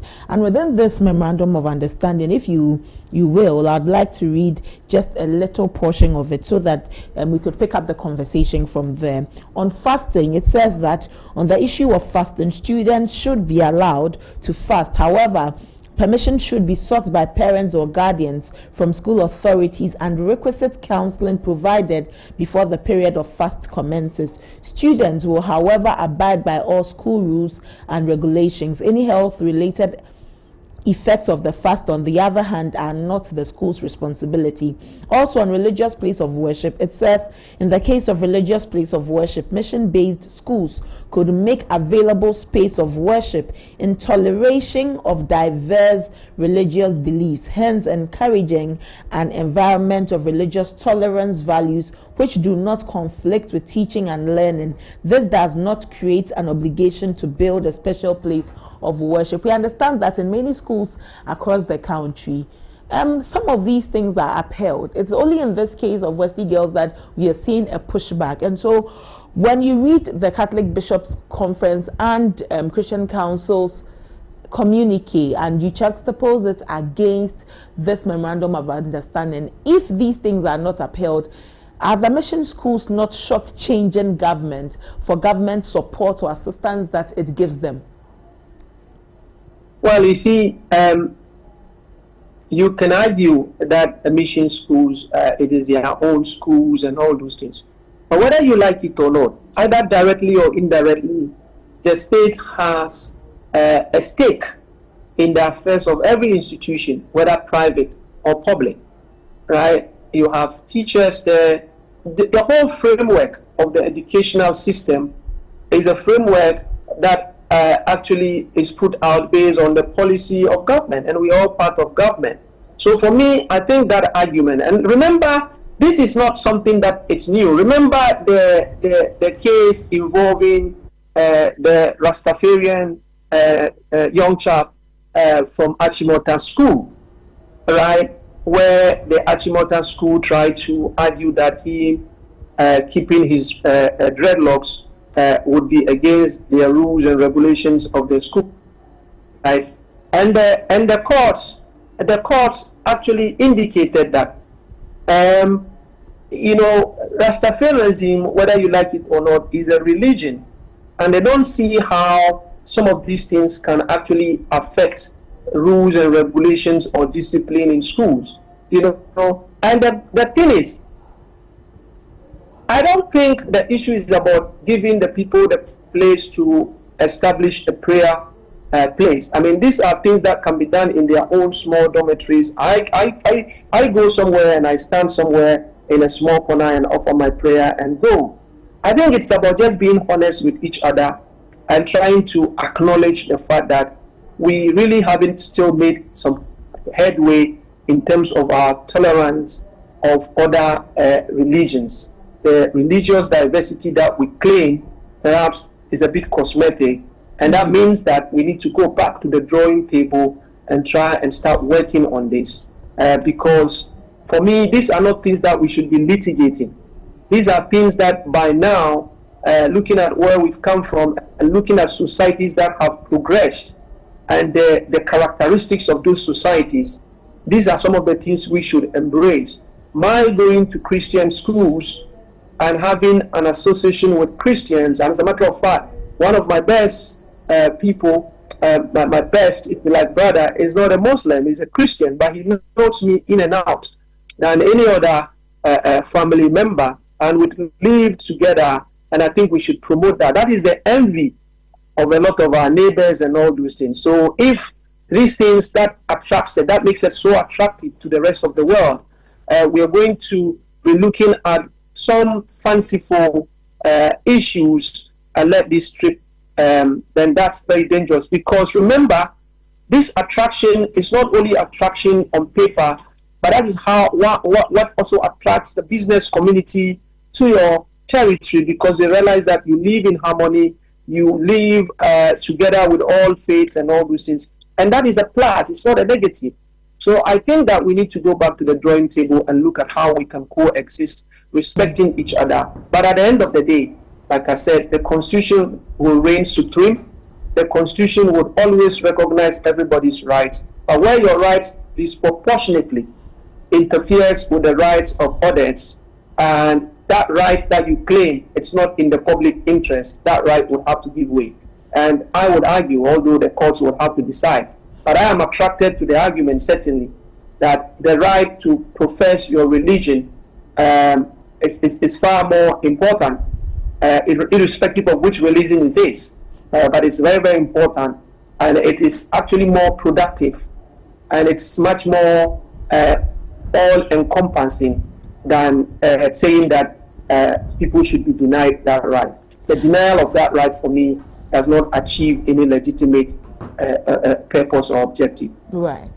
Some make the argument, they advance the argument that go where you would be received. And so if a school says that we cannot allow you to express yourself as much as you want, then find an alternative school to attend. Some even go the extent of saying that then Methodist students should attend Methodist inclined schools, Catholic students should attend Catholic inclined schools, and so forth.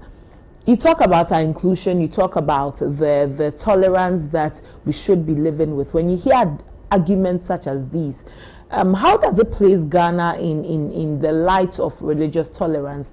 Does it bode well for you? Certainly not. Certainly not. It's embarrassing. It is embarrassing, like I told you. I mean, some of us, at the risk of being immodest, we have traveled extensively, we've lived with people from all backgrounds, all religions, and it has only made us strong and strong and strong and stronger. You know, so when you try to see, I have been lecturing for, if you like, almost close to 13 to 14 years. And when you come across people who are exposed, who are inclined towards tolerance, inclusivity, and all those things, their confidence level and the way they assimilate into society is far, far stronger than people who are a bit more inclusive. So for me, I think that is neither here nor there. The most important thing is for us to see how we can accommodate each other, and we share a lot of things in common. And I say, this is the if you say that, well, you can go somewhere else, it's less like you saying that, well,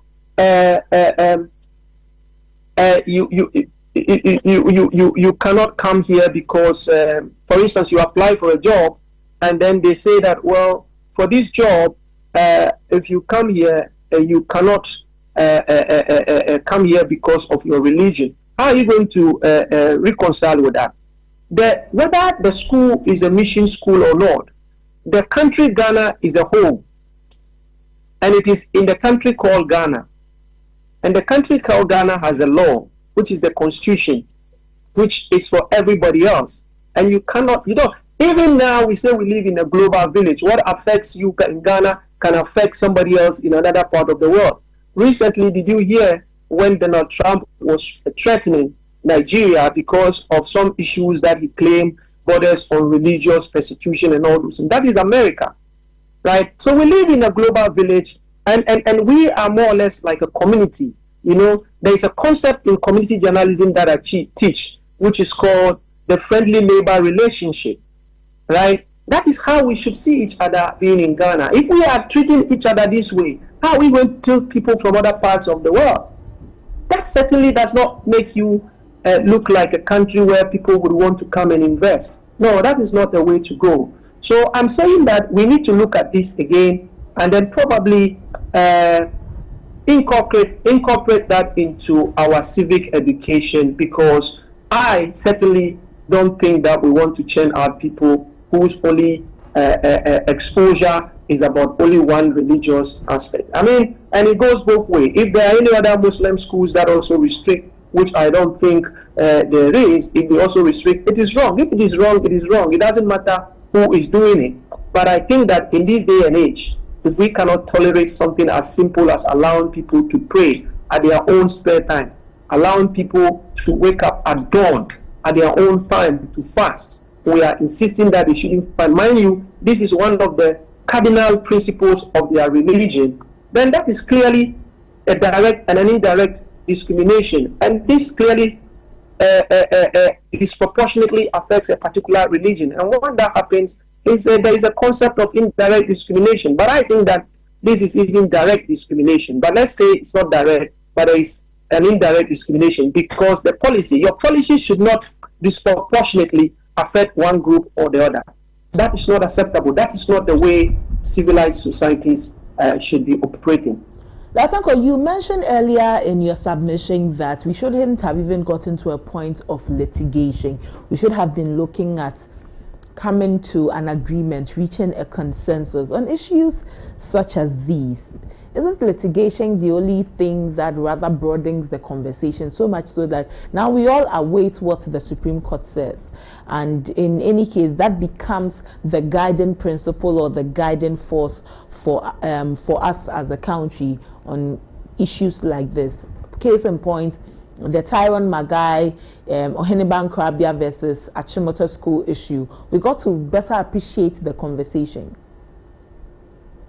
Yeah, but you see, the Supreme Court is there to interpret the Constitution. Of course, when there are ambiguities, when there is no agreement, you go to them to settle the argument. But mind you, their role is not necessarily to make laws. They are to interpret. Okay. But when you go to them at the least opportunity, you're giving them an opportunity to make an incursion into something that is not their role, technically.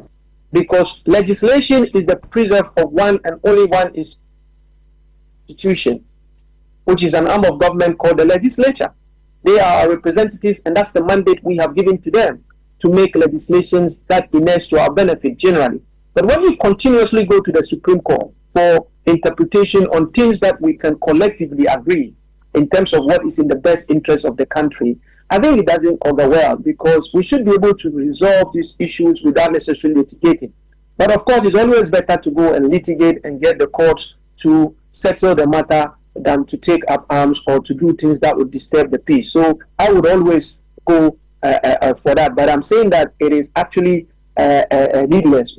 These are issues that we really can actually accommodate each other on. Like you said, the memorandum of understanding was quite clear what you should expect and what you shouldn't expect. And I think that is reasonable, fair, and just, that memorandum of understanding. So these are the ways we can actually sit together and look at resolving these issues. And that demonstrates maturity, that demonstrates progressive society.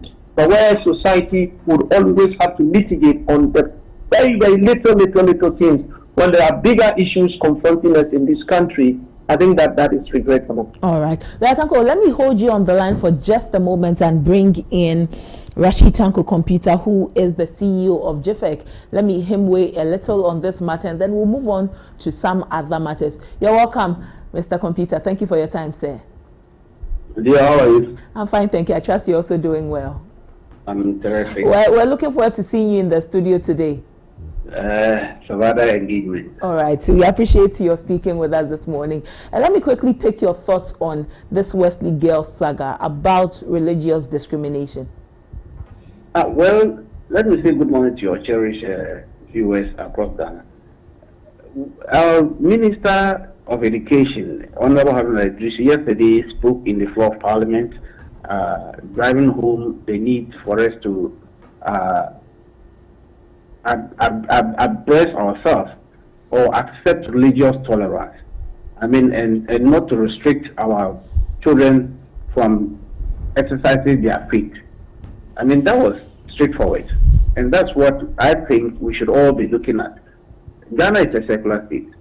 Okay, it's not, we don't profess any one religion.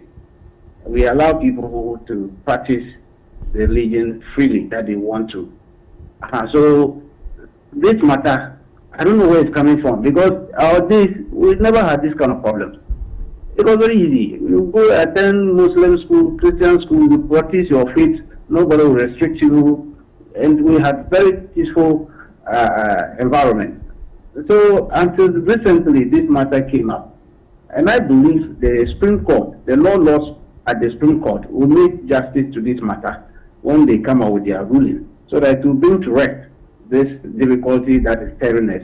Ghana is a beautiful place. It's a very beautiful country. Some of us who travel out, when you go out, you are eager to come back, because the country is so lovely. And so these things, we shouldn't let it be an issue at all, because what I've seen in the Mando River State, especially our neighbors, Nigeria, the religious intolerance, where it has led them to, we don't want that thing to happen in Ghana. So let's wait and see what will come up from the Supreme Court. All right. Now let me quickly switch to our conversation about the Pandai seat. When the Tamale High Court, the High Court in Tamale made the ruling, I saw you granting some interviews. What does this mean for the NDC that a rerun of this seat has been ordered? Well, it's a welcome news. It's a victory for democracy. I mean, democracy, especially parliamentary democracy, is about representation. The people need proper representation. We should not allow crooked officers to decide who should lead us. That is not good enough. As Joseph Stalin said, people try to use that method. We won't allow it. When you cast your vote, it will mean nothing unless somebody will count and decide for you. It doesn't make sense. And that's what happened at Pandai. The people voted and decided that they wanted an NDC in that constituency. Then these crooked officers connived with MPP to decide to rig the election for the MPP. Thankfully, our petition was upheld on Monday. And then so we are satisfied, we are preparing towards the election. And then everything will be said, because we know we are going to win. We are going to win and win massively in the constituency. All right. Well, I'll come back. Laya Tanko, there's 11 months after the new government has taken office, 11 months of the 8th Parliament. There's a representative in Parliament for the people of Pandai, and now there has to be a rerun. Are we really on the safest path when it comes to the expression of our democracy? Hasn't it taken too long for this matter to have seen a conclusion? Well, the principle of justice delayed is justice denied actually reigns supreme, but justice has to also be seen to be done. Of course, when it comes to the timelines in dealing with some of our legal issues, it is a cause for concern, and I think at the recent vetting of the current Chief Justice, that issue came up and he promised to do something about it before his tenure ends. Certainly, it is not acceptable that an issue that can be resolved within one or 2 weeks will drag on and drag on and drag on. That is certainly something that we need to look at. But ultimately, litigation can be very tedious. That's why I said to you earlier on, sometimes parties, if parties can resolve things out of court, it is always better. I am a lawyer, but litigation is not something that I encourage my clients to engage in. But these are issues about elections, and elections is one of the fundamental, if you like, frameworks that determines the whole concept of our democracy, which is power by the people, from the people, of the people. You know, the people have the right to go and determine who they want to lead them. And so if that process is flawed, then it goes to the heart of our whole democratic architecture, and whatever needs to be done to correct that has to be done.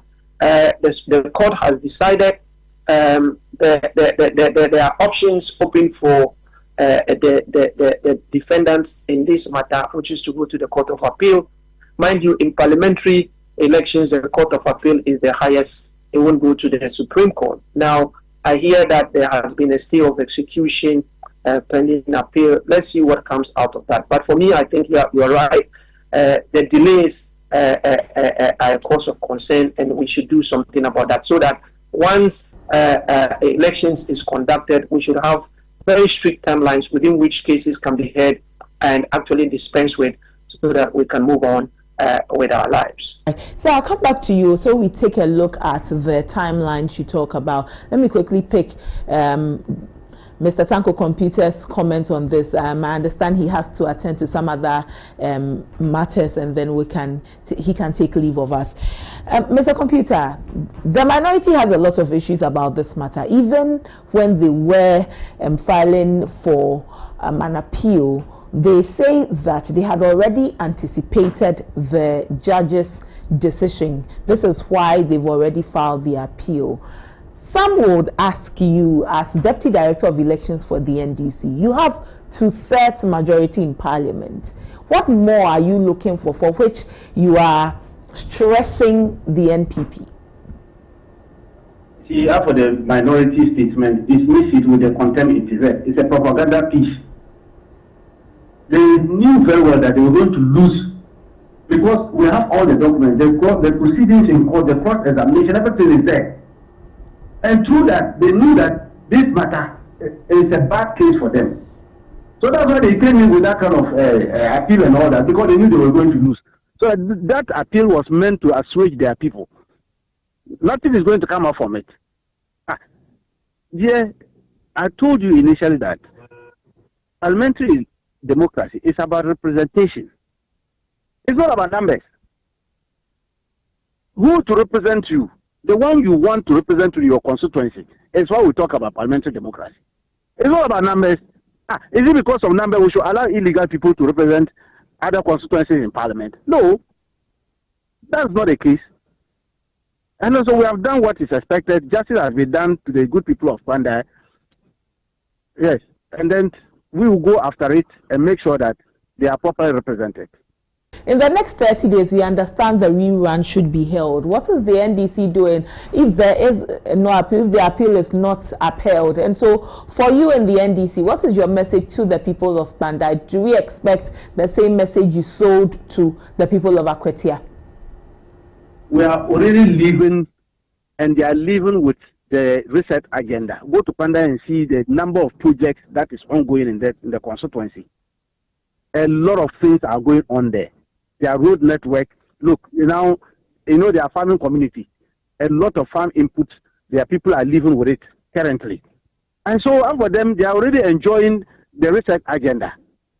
And that is what we are about. That is what we are doing for them. And so the message is very clear. Why do you vote for a government? You vote for a government to better your lot, and we are doing it for them.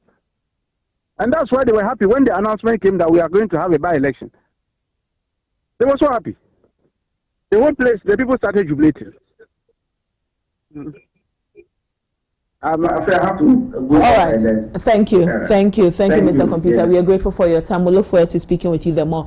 Tanko, thank you so much for your time this morning. But before we let you go, we talk about timelines in dispensing justice in matters like this.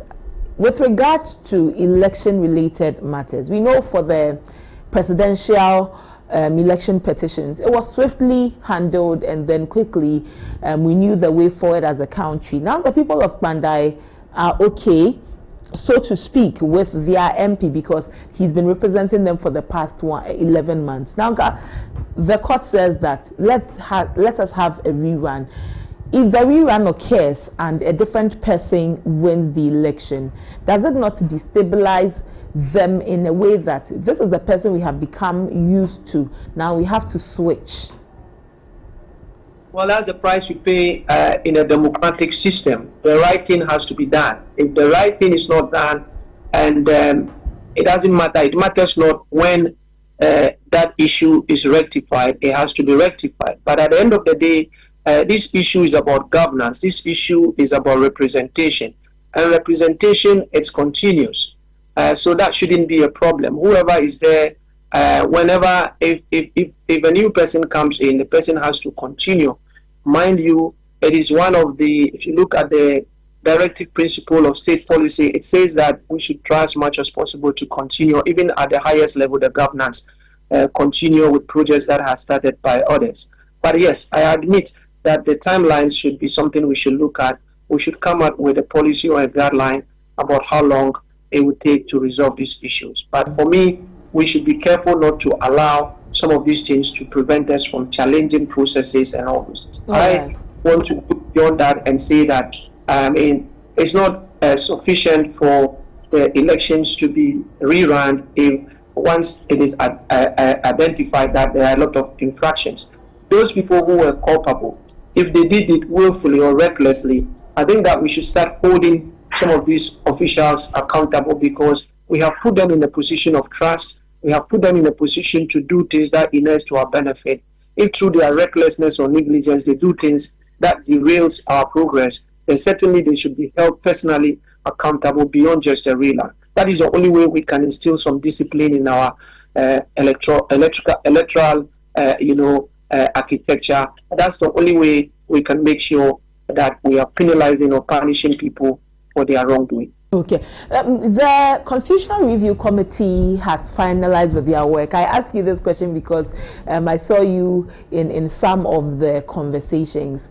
One of the things that many people have raised concerns is about the time frame it takes for our courts to meet and all. Within this committee's work and where you have worked with the Constitutional Review Committee, did some of these concerns come up, and how do they benefit us as a people?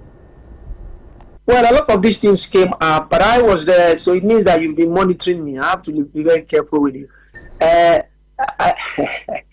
No, that's just by the way. I was there mainly because of my media background, and as a lecturer, a journalist, I was there to look at the issue of the media freedom and independence, and how we can ensure that it is balanced in a way that, you know, political actors don't take advantage of the loopholes. But certainly, other groups also came up with this issue of the delay in dispensing with the justice and all those things. And we have a golden opportunity, because remember, the Constitution is the highest law. So if we are able to put something in the Constitution, that makes it binding, unlike waiting for it to be done through regulation and all that.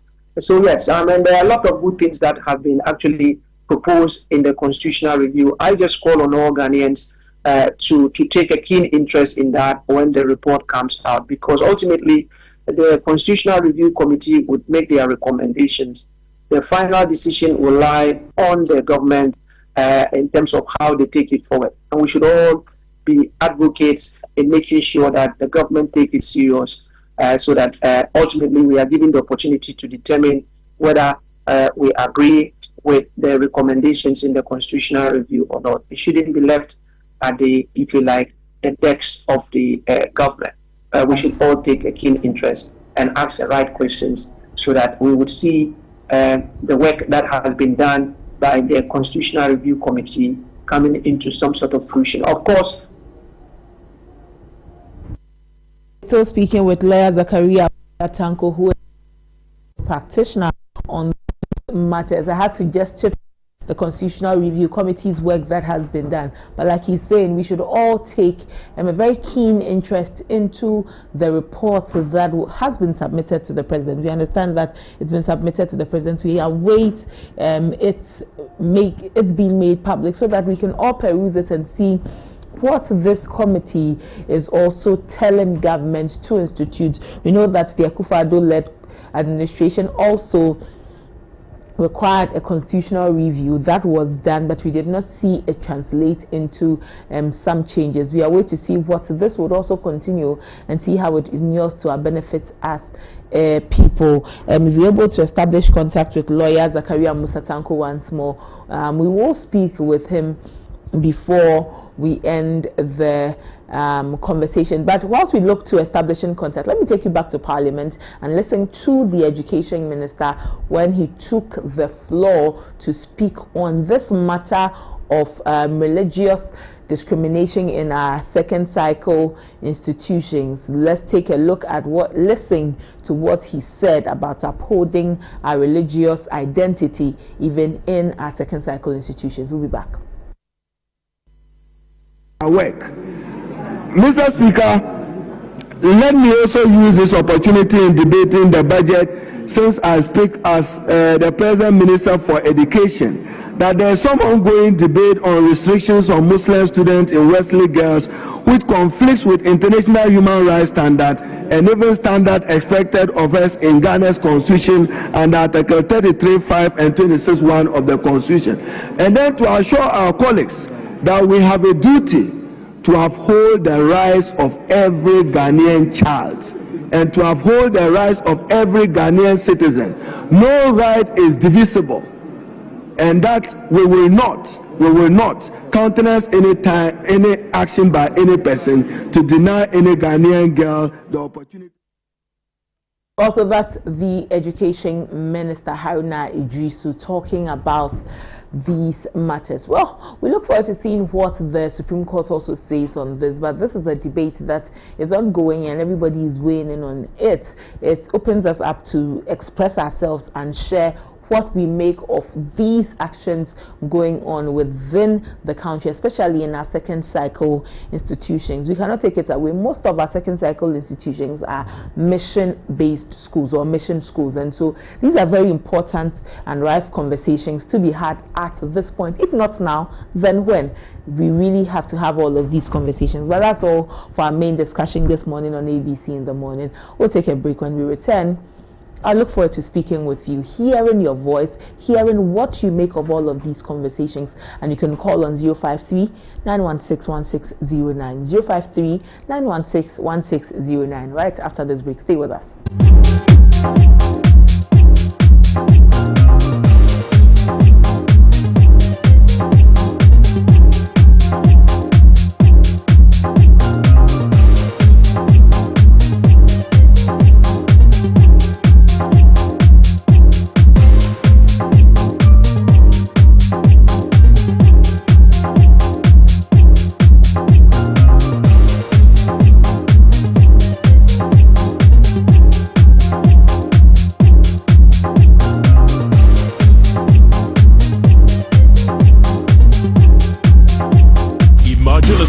Without rules, a game without passion, an arena without chance. What drives the champions? What fuels the rivalry? What separates the winners from the rest in the world of sports? On the show, we shall start by interrogating your admits of matters with expert insight, former renowned medical professionals, providing you with actionable advice and cutting-edge knowledge to prevent injuries and optimize performance. Then we'll connect you to the talking points where we'll bring you the big names, the famous faces, and leading voices on our radar in the world of sports for a lively conversation and diverse perspective. Eugene Soti, your chief data guy on the talking points.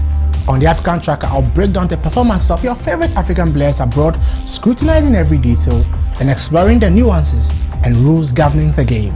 Meet us in your area for Area Take as we plug into sports perspective and hear your thoughts on every play of the game. On Ghana Focus, we shall spotlight our domestic leagues and heroes of other sporting disciplines. I'm James Makion, your go-to expert for everything local. I'll review the fixtures from the locker room to the pitch and from the management to the fans. I've got you covered. Oh la la! Don't miss out on the double excitement. It's a fun pack, pulsating and complete wrap of everything in sports, from boxing to football, tennis, NBA and more. Sports World on ABC with Victor and the team as every Wednesday from 7 to 8 p.m. Sports World on ABC. Sports beyond borders.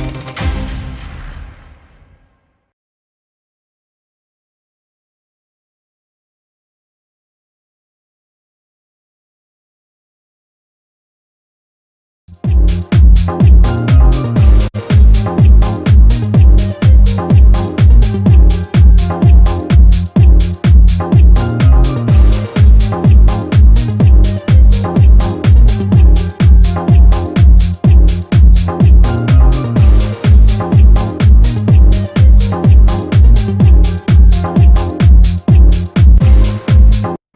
back. 053-916-1609. 053-916-1609. You can call us and share your thoughts with us on the conversations we are having this morning on ABC in the morning. Transport fare hikes. Are you a user of our public transport in the mornings, in the evenings, during the day? Do you use the public transport as your primary means of transportation? How do you feel when in the morning a fare that should be 8 cedis, 7 cedis goes for 10 cedis? Same for the evening, and you have no option than to join. How do you feel when a journey that should take one vehicle, the same vehicle says that we are going it in 3 ways, and so would go from one point to the other, take your money, the next point to the other, take your money, and then so and so? How do you survive on your salary when you have to pay all of these monies just to transport operators? You can call us and share your thoughts with us. You can also share your thoughts on the Wesley Girls matter that has taken over the airwaves, the conversations. What do you make of it? Have you attended a mission school before? Did you attend a mission school? Were you a Muslim? How did you live your life there? Were you allowed to practice your faith without any issues? We would love to hear from you. You can share your thoughts with us on all of these matters. The NDC says they are preparing for the Bandai rerun of elections. The NPP have slammed the court for this decision the court has taken. You can share your thoughts with us on these matters. Would love to hear from you. On the case of Wesley Girls, the education minister says that it will not happen that anybody's religious leanings or affiliations will be trampled upon. Their religious rights will be trampled upon. He says that he's aware of the ongoing debate on restrictions on Muslim students in Wesley Girls, and all he says is that it conflicts with international human rights standards. But really, is Wesley Girls being difficult, or they are just holding on to their standards? You've heard what the Catholic Bishops' Conference and the Christian Council have said. As a Muslim, when you hear their stance, what does it mean for you? You can share your thoughts with us. Would love to hear from you. 053-916-1609. 053-916-1609. Call us and share your thoughts with us. Please call us and share your thoughts with us. We really would love to hear what you have to say on the conversations that we are having today on ABC in the morning. Well, we have some comments. Well, I am Kobi Sam. Thank you for watching. Yes, we also see you. I'm Kobi Sam. Thank you for watching us this morning. Teacher Kujo in Tepen, so Teacher Kujo is fast becoming a regular commenter. We appreciate you, Teacher. Well, we'll come back to your comment, Teacher Kujo. Hello, good morning. Good morning. What's your name and where are you calling from, sir? Mr. Princess here, talking from Amasama. You are? Princess here, talking from Amasama. All right, Prince, thank you so much for calling. Share your thoughts with us. Okay, I would like to be brief on the Wesley Girls case. Okay, let's hear you. Concerning the Muslim right, I don't know what's out to. Can you actually brief me on it? Okay, well, so I'm a private legal practitioner. Shafiq Osman has gone to court, has taken the Wesley Girls Senior High School to court on matters that are bordering on religious discrimination, because it has come to light that Muslim students in Wesley Girls are not able to freely express their faith. They are unable to fast when it's time for fasting. They are unable to pray as they would. And so these are some of the issues, and it has brought to light other issues where some people say that in certain faith-based schools or mission schools, they are unable to freely practice their faith in their schools. So, okay, as it stands now, are they trying to say Muslims should actually go to Muslim schools unlike going to mission schools? Well, these are conversations out there.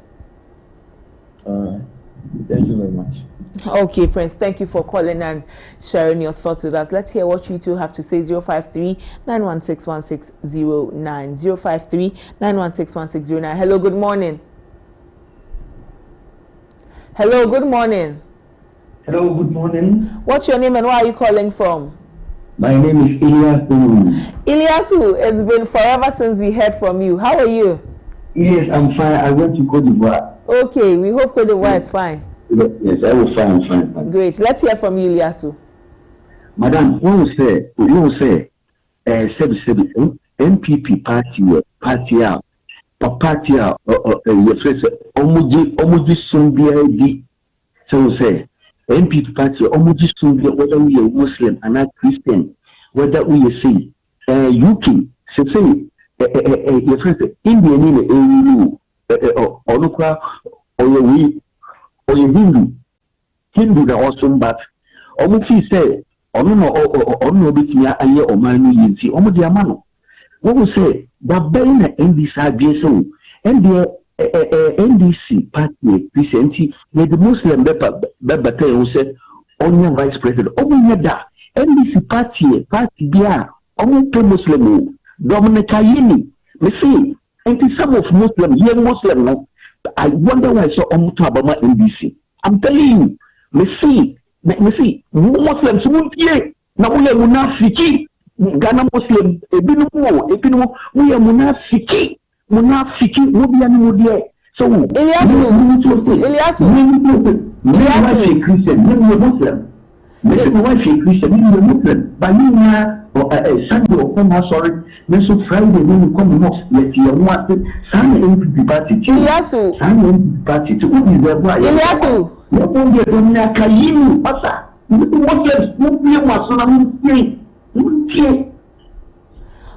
That's Ilyasu sharing his thoughts. He used the word, I do not understand it, but I've seen it used, or I've heard it used in certain conversations. I want to be clear whether he used a decent word or a derogatory word. And so since I don't understand it, I'm unable to speak to it. But if it was decent, thank you. If it was not, then I sincerely apologize to our viewers. I'm unable to tell whether it is or not. But well, 053-916-1609, 053-916-1609. Please call and share your thoughts with us. I'd love to hear what you have to say on all of these conversations. And please, when you call, kindly keep your comments decent, especially if you would speak in a language I do not understand. I really appreciate that we have diverse languages in the country. On ABC News GH, we give you the opportunity to speak whatever language you can, granted that it is decent as you would. But we have a comment from Teacher Kujo in Tepen. Okay, I understand that munafiki means hypocrite. Okay, it has it means hypocrite. Okay, then I understand it now. Thank you so much. Well, let's hear what you also have to say. This is the comment from Teacher Kujo in Tepenyine Suso. The NDC government has failed because teachers, PDA and digital allowances have not been paid this month. What the NDC knows best is how to scheme and win any election by any means. But when it comes to governance, they perform poorly, just as most of their MPs are disgracing themselves with their common use of the English language. And he again sends his greetings to Dr. Baumia, Chairman Odunehu Kwekwapi Akoka, Honorable Eric Nanajiman, MP for Hafano North and JFK. Teacher Kujo, thank you for your comments, but your comments always end with a very long list of shout-outs. Well, let's hear what you two have to say.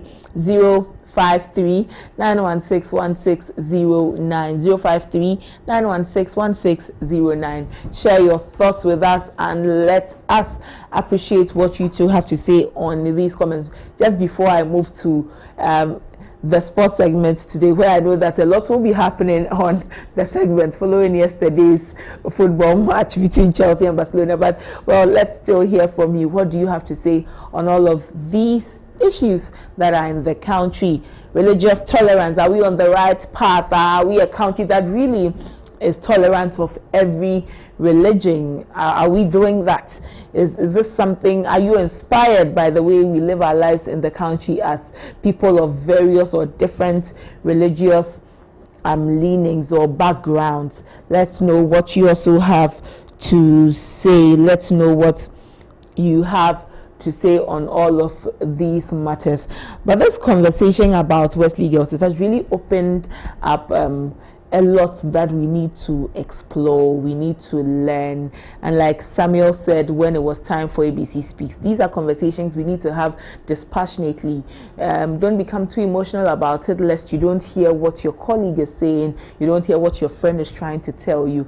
You take too entrenched positions and then you cannot dialogue.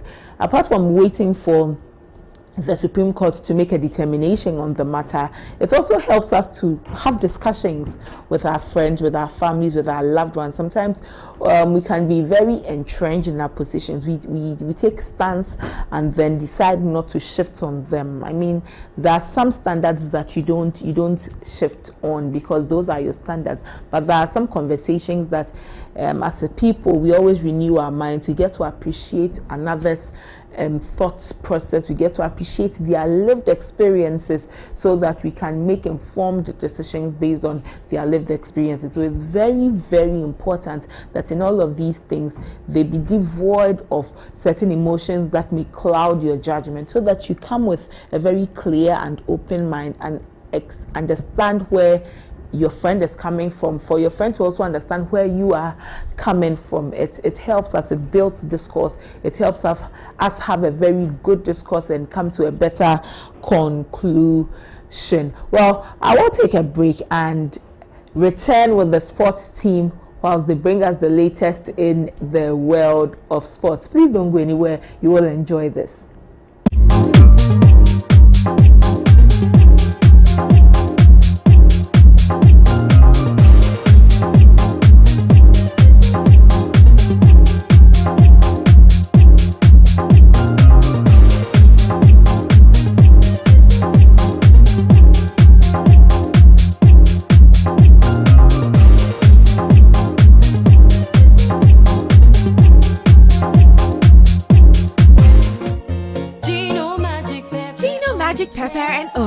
A delicious tomato mix with tomato, pepper, and onion. No grinding, no blending. Ya yeni na da da da. So pa mediane no abe. Come on, Gino, do your magic. And papa no kunu abe fi.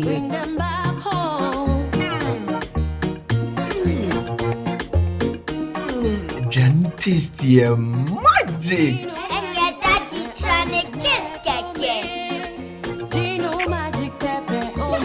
Gino Magic Pepper and Onion. The magic that brings them home. This advert is FDA approved. Playing for your country, easy. Scoring, easy. Winning, easy. You know what be easy now? Kivo 4-in-1 Gary mix. Aye easy. It gets everything inside. Gary, creamer, sugar, roasted granules. Just add water. Sharp my soakings make ready. Taste and energy. Made easy. I'm a match winner, but the real champion is Kivo 4-in-1 Gary mix. Champion taste. Also available strawberry, coconut, and chocolate. This advert is FDA approved. Imagine a sport without rules, a game without passion, an arena without chance. What drives the champions? What fuels the rivalry? What separates the winners from the rest in the world of sports? On the show, we shall start by interrogating your admits of matters with expert insight from our renowned medical professionals, providing you with actionable advice and cutting-edge knowledge to prevent injuries and optimize performance. They will connect you to the talking points where we'll bring you the big names, the famous faces, and leading voices on our radar in the world of sports for a lively conversation and diverse perspective. Eugene Soti, your chief data guy on the talking points. On the African Tracker, I'll break down the performance of your favorite African players abroad, scrutinizing every detail and exploring the nuances and rules governing the game. Meet us in your area for Area Take as we plug into sports perspective and hear your thoughts on every play of the game. On Ghana Focus, we shall spotlight our domestic leagues and heroes of other sporting disciplines. I'm James Makion, your go-to expert for everything local. I'll review the fixtures from the locker room to the pitch and from the management to the fans. I've got you covered. Oh la la! Don't miss out on the double excitement. It's a fun pack, pulsating and complete wrap of everything in sports, from boxing to football, tennis, NBA and more. Sports World on ABC with Victor and the team as every Wednesday from 7 to 8 p.m. Sports World on ABC. Sports beyond borders. Introducing Betway's Bet Influencer, a groundbreaking feature where you can make money by just sharing codes. He just needs to share his codes and make money. The more his codes are used, the more money he makes. Oh yes, so what are you waiting for? Anyone can be a bet influencer. Share your codes and make money. Bet Influencer, another world first from Betway. This advert has been approved by the Gaming Commission of Ghana. Betway, get way more.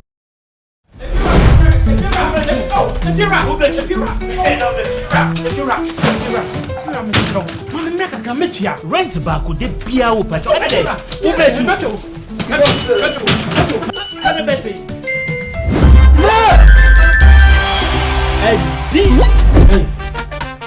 Come on, come see you. Hey, wait, this guy. My friend, still for it's the Telecel Too Much Money promo. Win cash daily, weekly, and a grand prize of 1.2 million Ghana cedis. Just reload or buy a bundle with Telecel Cash to earn points and stand a chance to win big. Dial *500# or visit the Telecel Play app to opt-in and start winning in the Telecel Too Much Money promo. Terms and conditions apply. This promo is regulated by the NLA on the Caritas Lottery platform. When is campaign? If you're a baby, many schedule no. If you know, meto etiaka. Inti ene, uno ba no mpe baby amobeda. Oh no abeka. You did too much money. No matter. Telecel, connecting energies. GDP was growing 5.7, higher than even 2016.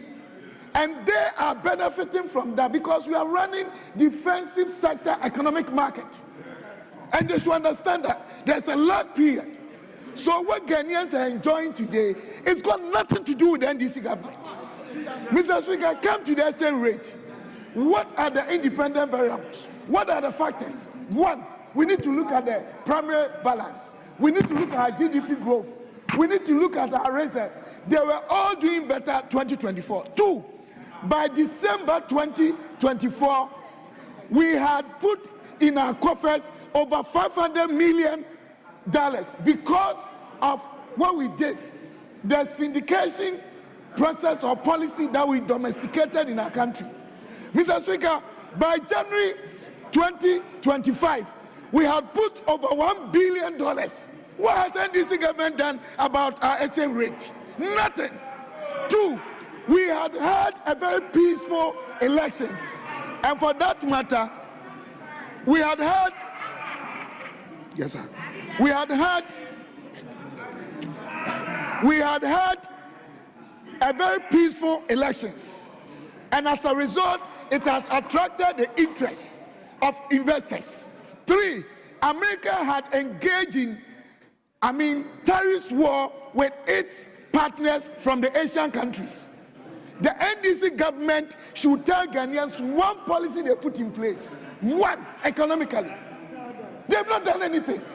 And I think the earlier they told Ghanaians the truth, that managing the economy of this country, the NDC has no idea. Even now, we are still finding out from them. We want to find X from the NDC, whether they are capitalistic or socialistic in nature. You can't do pro-poor policies. You cannot manage the economy. You don't know anything. Everyday propaganda. And you'll be exposed. Mr. Speaker, this is inflation rate from their own budget. 2023, because we have been reducing the inflation rate, we reduce it within 1 year by 16.3. The NDC, they've done 16.6, which means we've done better. Mr. Speaker, then we want to come to the most important aspect. Mr. Speaker, when it comes to managing the economy of any country, Mr. Speaker, How can the two leaders be up at the same time? Please, I will humbly expect my two leaders to resume their seats. Mr. Speaker. Mr. Speaker. Honorable Stephen Amwa, few minutes ago, the word ignorance was used. I asked that to be withdrawn. So you should also withdraw. They don't know anything. Mr. Speaker, I've done so respectfully. I've withdrawn. Continue. Mr. Speaker, all that I meant was my brothers are rather suffering from unconscious incompetence. And some of them are displaying intellectual dishonesty or ego trips. And they are all distortions of public information to put elements of adulteration in decision-making processes. Mr. Speaker, I want to come back to this. Anywhere in the world, if anybody, any government, whether in Asia or Africa or America, is starting itself or managing any who is that shouting? Well, Mr. Speaker, what it means is that our problems with our physical space, which our brothers from the other side should have given us clearly any path, nothing was done. One, Mr. Speaker, Ghana is a country that we are practicing negative effective tax rate economy. And what it means is that we are always having ritual deficits. Come and take your own revenue. They are talking about not meeting their revenue targets in their own statement. I didn't write. It's here. Two, number one problem confronting our fiscal space is our debt sustainability.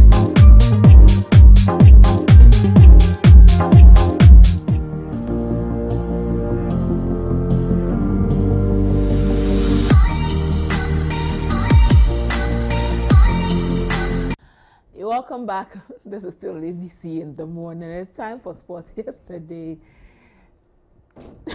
Eugene Oforisoti said that they would invite a few people into the studio. Today we have the man who has lost. He's in the studio. And today he owes people lunch, also because he has lost. And there's a gentleman in my ear talking a lot who today came in a Chelsea jersey, and he said that they have annihilated a certain team called Barcelona. Eugene Oforisoti, before we even, I need you to compose yourself. You're feeling cold. I think we need to turn up the AC. I'm feeling too cold. I'm feeling too cold. Yesterday, I was actually looking forward to today. Yeah, I told Makion on Monday that I was waiting for today. Yeah. Today maybe I'll stay here and watch and watch Sports World with you guys. Yeah. How are you, first of all? Oh, me, I'm blessed and highly favored, and I'm in high spirits.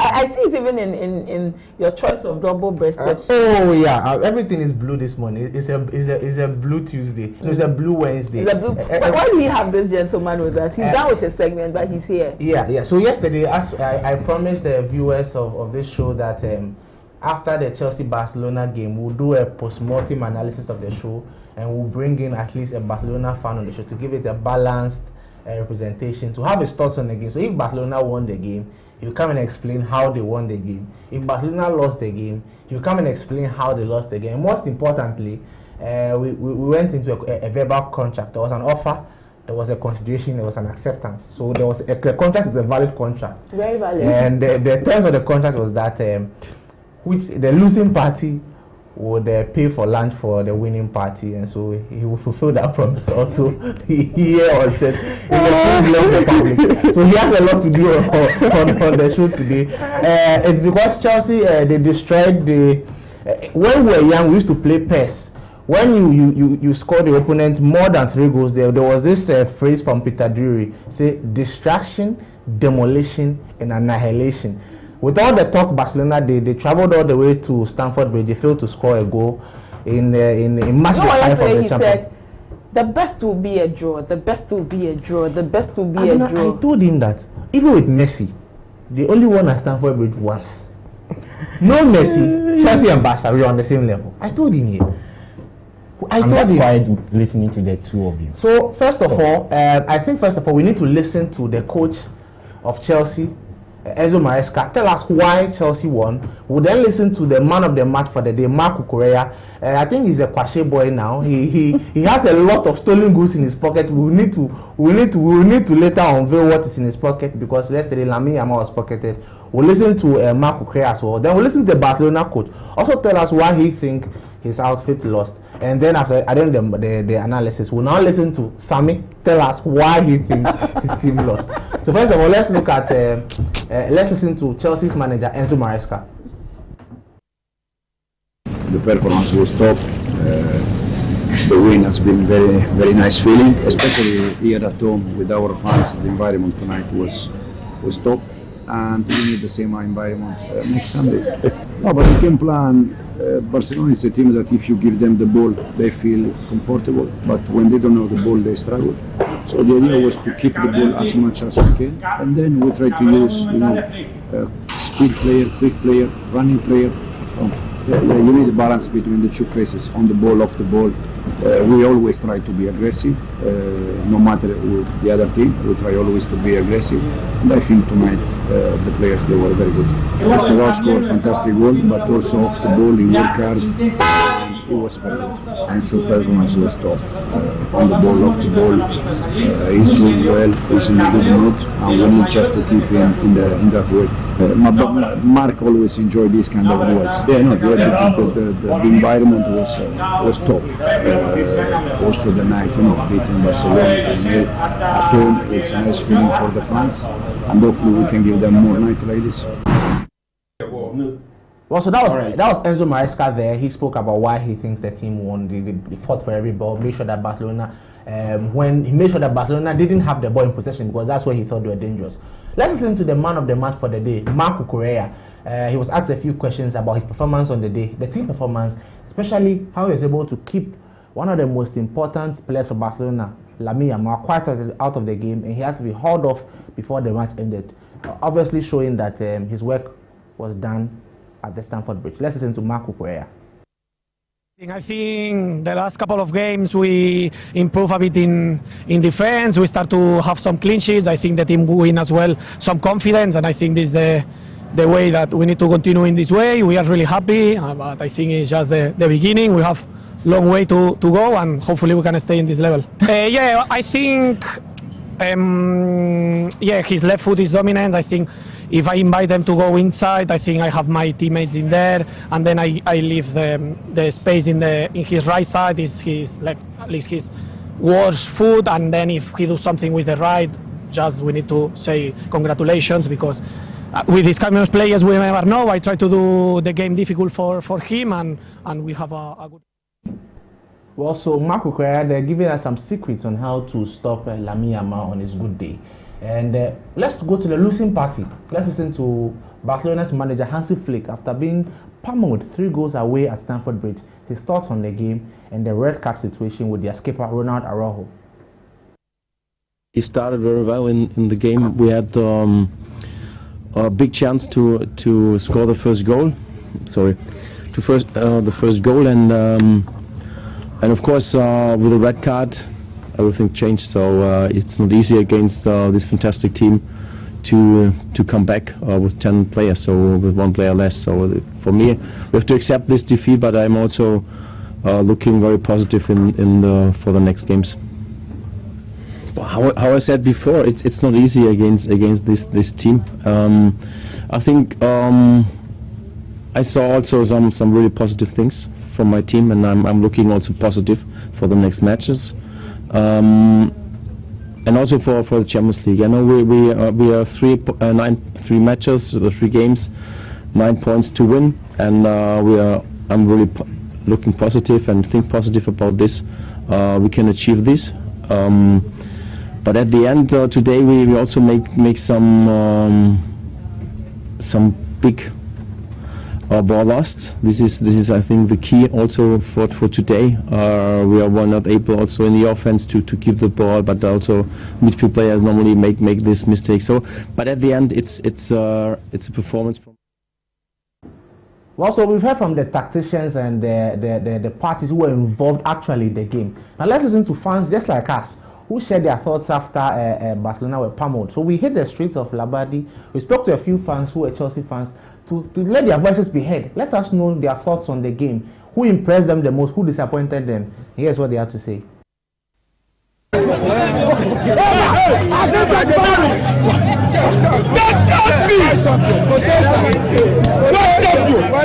are the world champion. Chelsea for life. Yo, Chelsea for life. Chelsea for life. Chelsea for life. My people, what do you bring a front down in the sea? Yeah, man, world champion. We are the Chelsea. Oh, no more match. I can't even pass the Oka Magashi. Banana, but I make a background. Go back behind me because. Match in there, what you want here? Now I'm a fool and Ojoba. No, I'm to me come to Shinin Domo. Me Ikam Akashi, me Macbiam, come and buy you, buy you. You want to buy you. Chelsea, alright. Chicago. Chicago.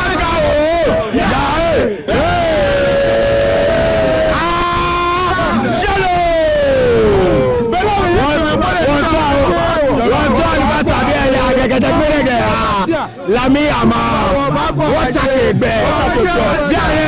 Esteban Williams, the new star boy. Lami Ama, name cancel. Lami Ama, name cancel. Lami Ama, name cancel.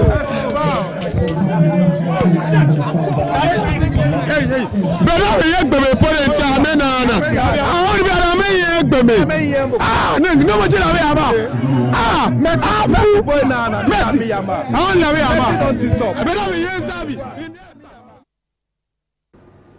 Oh, the game of football. You always love fan reactions. I guess I'll need to explain a few of the translation of the thoughts. I wish a lot of people understood to appreciate. So when you translate, you lose the authenticity of the So I think the first guy, what he was saying was that he had gone to brag at certain places. His ego was on the line. Right. It was very much important for this win was very much important for his ego in around where he lives. I think for the second guy, he almost spoke English. He says what now Lami Ama's name has been cancelled. We've got a new star boy on the block. That's Estevao. I think for the last guy, he makes the point that even when Barcelona had the so-called big boys, they seem to have struggled. And now where they have ordinary players, just like Chelsea, they didn't stand any chance.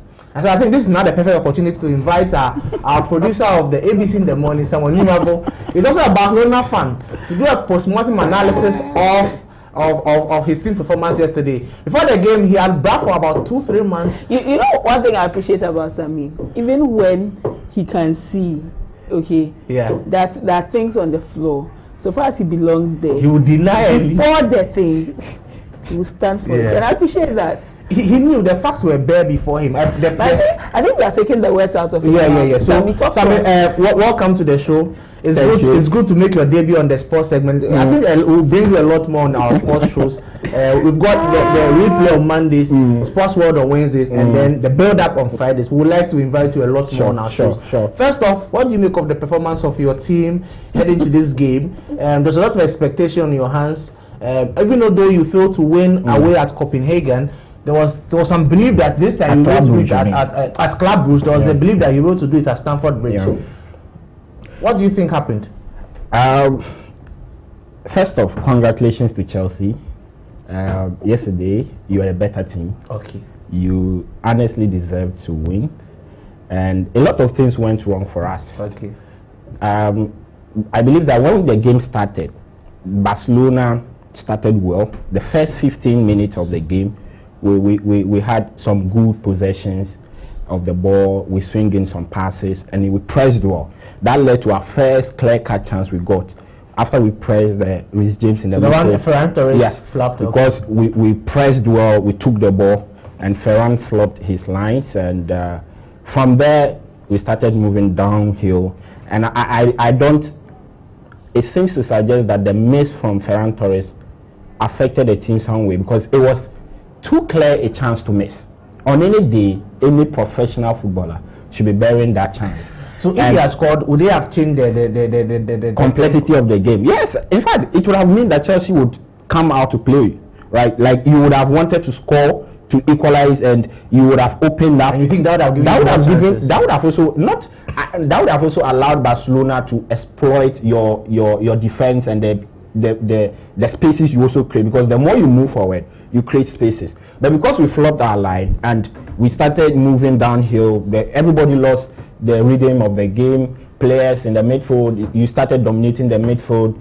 Garcia partnership with Frankie de Jong didn't work again, and Yamal was overcrowded. Cucurella did brilliant performance from the guy.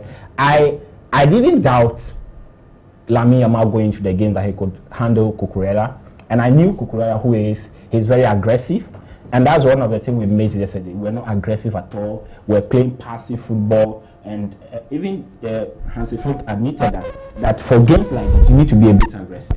You need to put in more energy, more strength into the game. We're not aggressive. So Cucurella dominated Yamal, and then when Yamal got the ball, you see that two people doubled up on him, so he had to pass the ball, or when he tried to dribble, they took the ball away from him. So it was a lot of things that went wrong, and it all boiled down to the tactics of the day, which I believe Enzo Maresca got it right. Okay.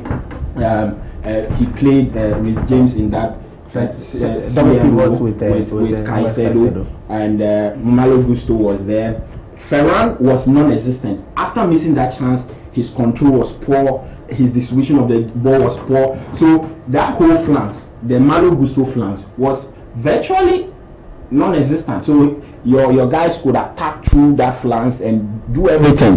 The only guy who showed up for Barcelona yesterday was, I would say, Balde, because on the left, Alejandro Balde. Yes, on the left, when the game started, he pulled his way, trying to run forward, make forward runs and all of that. But Ferran was not in the game. Well, and it was all because, we had Rafinha coming back from injury. The coach wasn't ready to race him to start the game because he had not played full 90 minutes before in a while.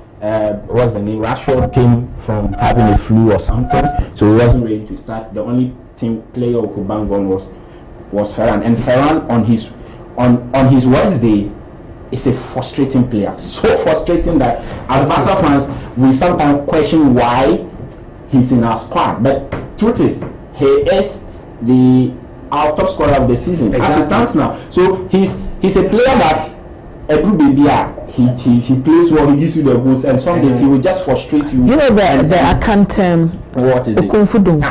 Yes, he's Okunfudumfu. One day Ferran will play well, score goals, make some nice runs and create space for his opponent, and the other day he just kills you. But I believe that yesterday's game gave us a reality check.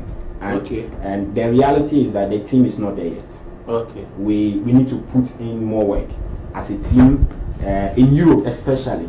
Right? Okay. We need to put in more work to be able to handle these games. There should be an investment into your squad to get more players, or what?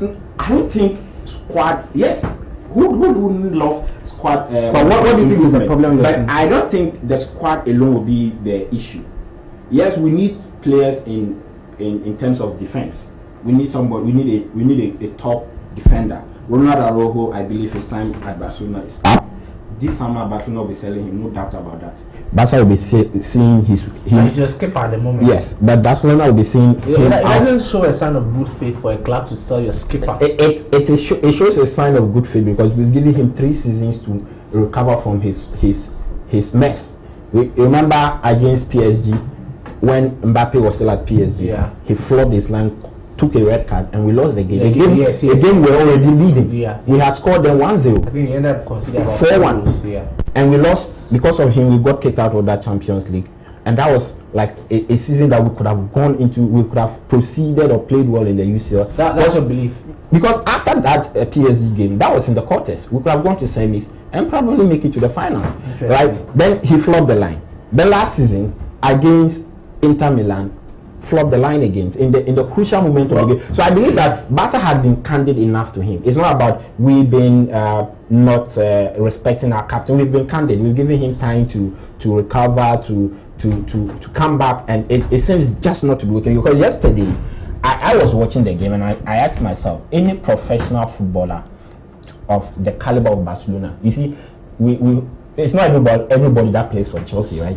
Not every player can play for Chelsea. Not every player can play for Barcelona. To even be part of Barcelona's squad list for a game means that the club regards, because these are clubs that play top level football. So sometimes you need your head to work, right? So if your head or your brain is not working, pardon me, nobody can excuse you, because Araujo displayed what I can't fathom, because he knew he was on the yellow card. So that challenge was so unnecessary. If you are going for it, make sure you get the ball. And I think at the point you could clearly tell that Cucurella knew he was going to commit. Yeah, so he also put his body on the line. On the line. It is just intelligence. Because you know the person is already on the yellow. So let me make him commit. Enough of the talk on Barcelona. You've spoken about the fact that this game has given a reality check on the state of Barcelona. What does this game also tell about the Chelsea team? I think many people might have underrated Chelsea. Okay. Why have they? For a team that won the Club World Cup very recently, I'm also included. Why were they? I'm also included in those who have perhaps underrated Chelsea. I think the squad of Chelsea is not. I would say it doesn't contain Galacticos. Yeah. Right. It contains players who, if their job is to be done, and there's a proper structure, they get it done. So you hear players like Gittins, Garnacho, Caicedo, who is now one of the best midfielders in the world, in his position DM, because really we don't have some DMs there apart from him and other players. You have Enzo, and then you have Malo Gusto, Rhys James. These are not world-class players. Some are world-class, no doubt about it. You have Rhys James world-class, Cole Palmer world-class, and all of that. Caicedo world-class.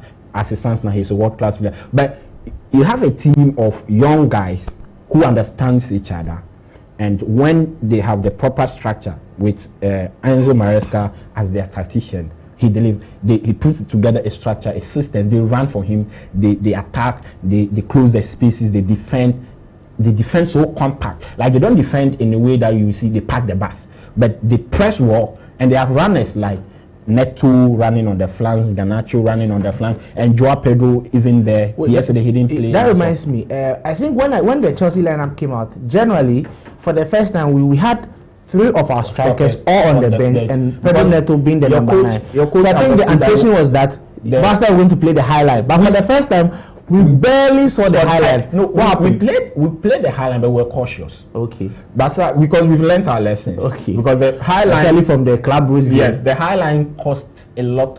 You shipped me over 20 goals this season already. Because of the highlight. And one thing people seem to forget is that we also score more. Yeah, the first time we've not scored in about 53 games. Yeah. So it's almost in over a year. Yeah, we score.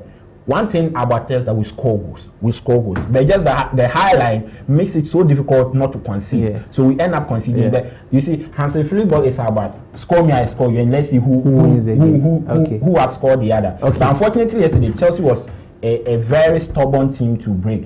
And I believe that most people, like I said, Chelsea, most teams have underrated Chelsea.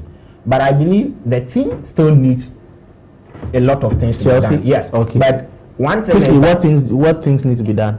Yes, consistency. Okay. You are not also consistent. Okay. You show up in the big games and you flop in the little ones. That's true. And in the UCLs you can't allow that. It's because it's not every day because when you make the big games, it seems that your players seems to be extra motivated. Yeah. So they want to show that we know how to play. And you show up. But when you meet the small teams, then they seems to be flopping. Karabakh, you want to draw 2-2 with them. Yeah.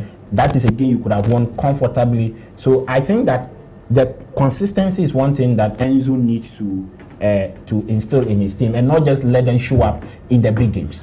Finally, before we go, there's a Lamine Yamal versus Cucurella conversation. It was a big talking point. One of the duels people look forward to it. Yeah. And after the game, it was as if Lamine Yamal didn't show up. And for me, the most poignant moment of the game was when we saw Lamine Yamal's number on the board. Before even the 80th minute, walking off the pitch, absolutely dejected. I think. What do you think happened? Yeah, I think that the coach has realized that we had lost the game, so it's better to rest your players and just. But what happened with Lamine Yamal yesterday? I think Yamal is, for me, still the best left winger. No, I didn't say. I'm not disputing that. This is a simple question. What happened was the team didn't show up, and when the team didn't show up, it's hard for a single player. I'm coming. It's hard for you say you have a world-class player. No, it's when Messi showed up when Barcelona didn't turn up at all. It's because. So this was a game. If Lamine had showed up, it would have obviously been clear that Lamine held the team on the shoulder. That is true. But our system is such that for Yamal to show up, we have to have a midfield that is able to dictate the pace of the game and allow him to have more of the ball. And yesterday, one thing that Flick also got it wrong, and I think Flick needs to change, is allowing Yamal to stay on the touchline, on the, what do you call it? Out wide too much.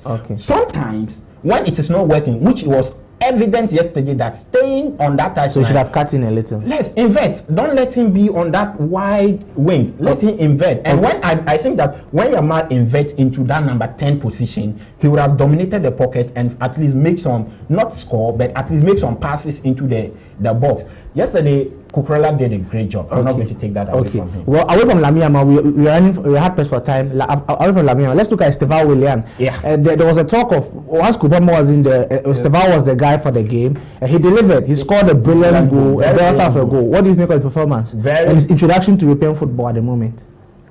I think Estevao, his talent is undoubted. I saw him in the Brazilian league. We all watched some of his highlights and comps and all of that. So we know that he's talented, and his injection into this Chelsea team has proved to be worthwhile. He's a very talented player. I think that one thing you guys also need to do is to handle him well. And I think Enzo is doing that perfectly, trying to slowly introduce him into the game. He was brilliant yesterday. In the first half, we didn't see much of him. In the second half, because Barca was down, a man down, it took the game away from Barcelona. Chelsea started having more of the ball. Then we started to see his brilliance. But I want to just say that the comparison between Yamal and Estevao is needless. That's fine. It's needless because Yamal is a proven player. He's proven that he can do it. And Estevao hasn't proven yet. Estevao this is just his first season, that's right? Fine. This is just his first season. So let's give the guy the time. That's fine. And I believe that he will also come good. Trust me. But I would love the argument to continue, because at a point we will get to see Estevao versus Yamal. The argument to continue in the news. But quickly before we go, there are a few games. Arsenal, Bayern, your prediction quickly. Arsenal, Bayern tough team. I think it will end in a draw. Olympiacos, Real Madrid, your prediction? Madrid should get it done, but with their issues, I think it will be a bit dicey, but they should get the job done. PSG, Tottenham. PSG should get the job done. And finally, Liverpool, PSV Eindhoven at Anfield. I mean, this should be a moment for Liverpool to recover. If they don't get this job done, if they don't win today, he might be seeing his way out. I mean, what's the name? Anslot might be seeing his way out. Thank you very much, Sammy, for your time on the show. Thanks for and this is a gentleman's agreement. And we hope that you honor your agreement. A man's word is his bond. Yeah. So we've honored your first part of the contract. Stay tuned on social media where we would post if Sammy honors the second part of his agreement, which is the main part of the agreement. The financial obligation comes in. He's settling our lunch. Chelsea fans will have lunch on Sammy. Thank you very much for your time today. Thanks for having me. Well, that's the sports segment. Thank you, gentlemen. That's been great. I've enjoyed today's conversation. Maybe we should be bringing Sammy in a lot more. I'm looking forward to this evening when James McKeown joins you for Sports World at 7 p.m. Yeah. And we'll see how all the conversations go. So we'll do that tomorrow too. We'll bring Elder on the show. If things don't go well, yes, Elder also comes now with thank you so much for making that time with us today. We are most grateful to you that you joined us. Thank you to Samuel Amwa, the Deputy National PRO for GPRTU, Zakaria Musa Tanko Esquire, Private Legal Practitioner, Rashid Tanko Computer, the CEO for JFEC, for joining us today for all of our conversations. We are grateful, and to you who called. There's no ABC in the morning without you, our viewers and our callers. We thank you, we thank you, we thank you so much for joining us. Today is a beautiful Wednesday, 26th November 2025 at 12 p.m. Peggy Nyakwambano will come your way with the midday news, and at 7 p.m. we'll bring your way Sports World, which you do not want to miss out on that. We will come your way tomorrow at 7 a.m. with ABC in the morning with me, ABENA MANTE. Bye-bye from all of us here. Do enjoy the best of the day. And congratulations to the Chelsea fans. Gode is over the moon. He does not know what to do. I wish he could come on set so you guys will see how excited he is. But bye-bye. Thank you so much. Enjoy your day.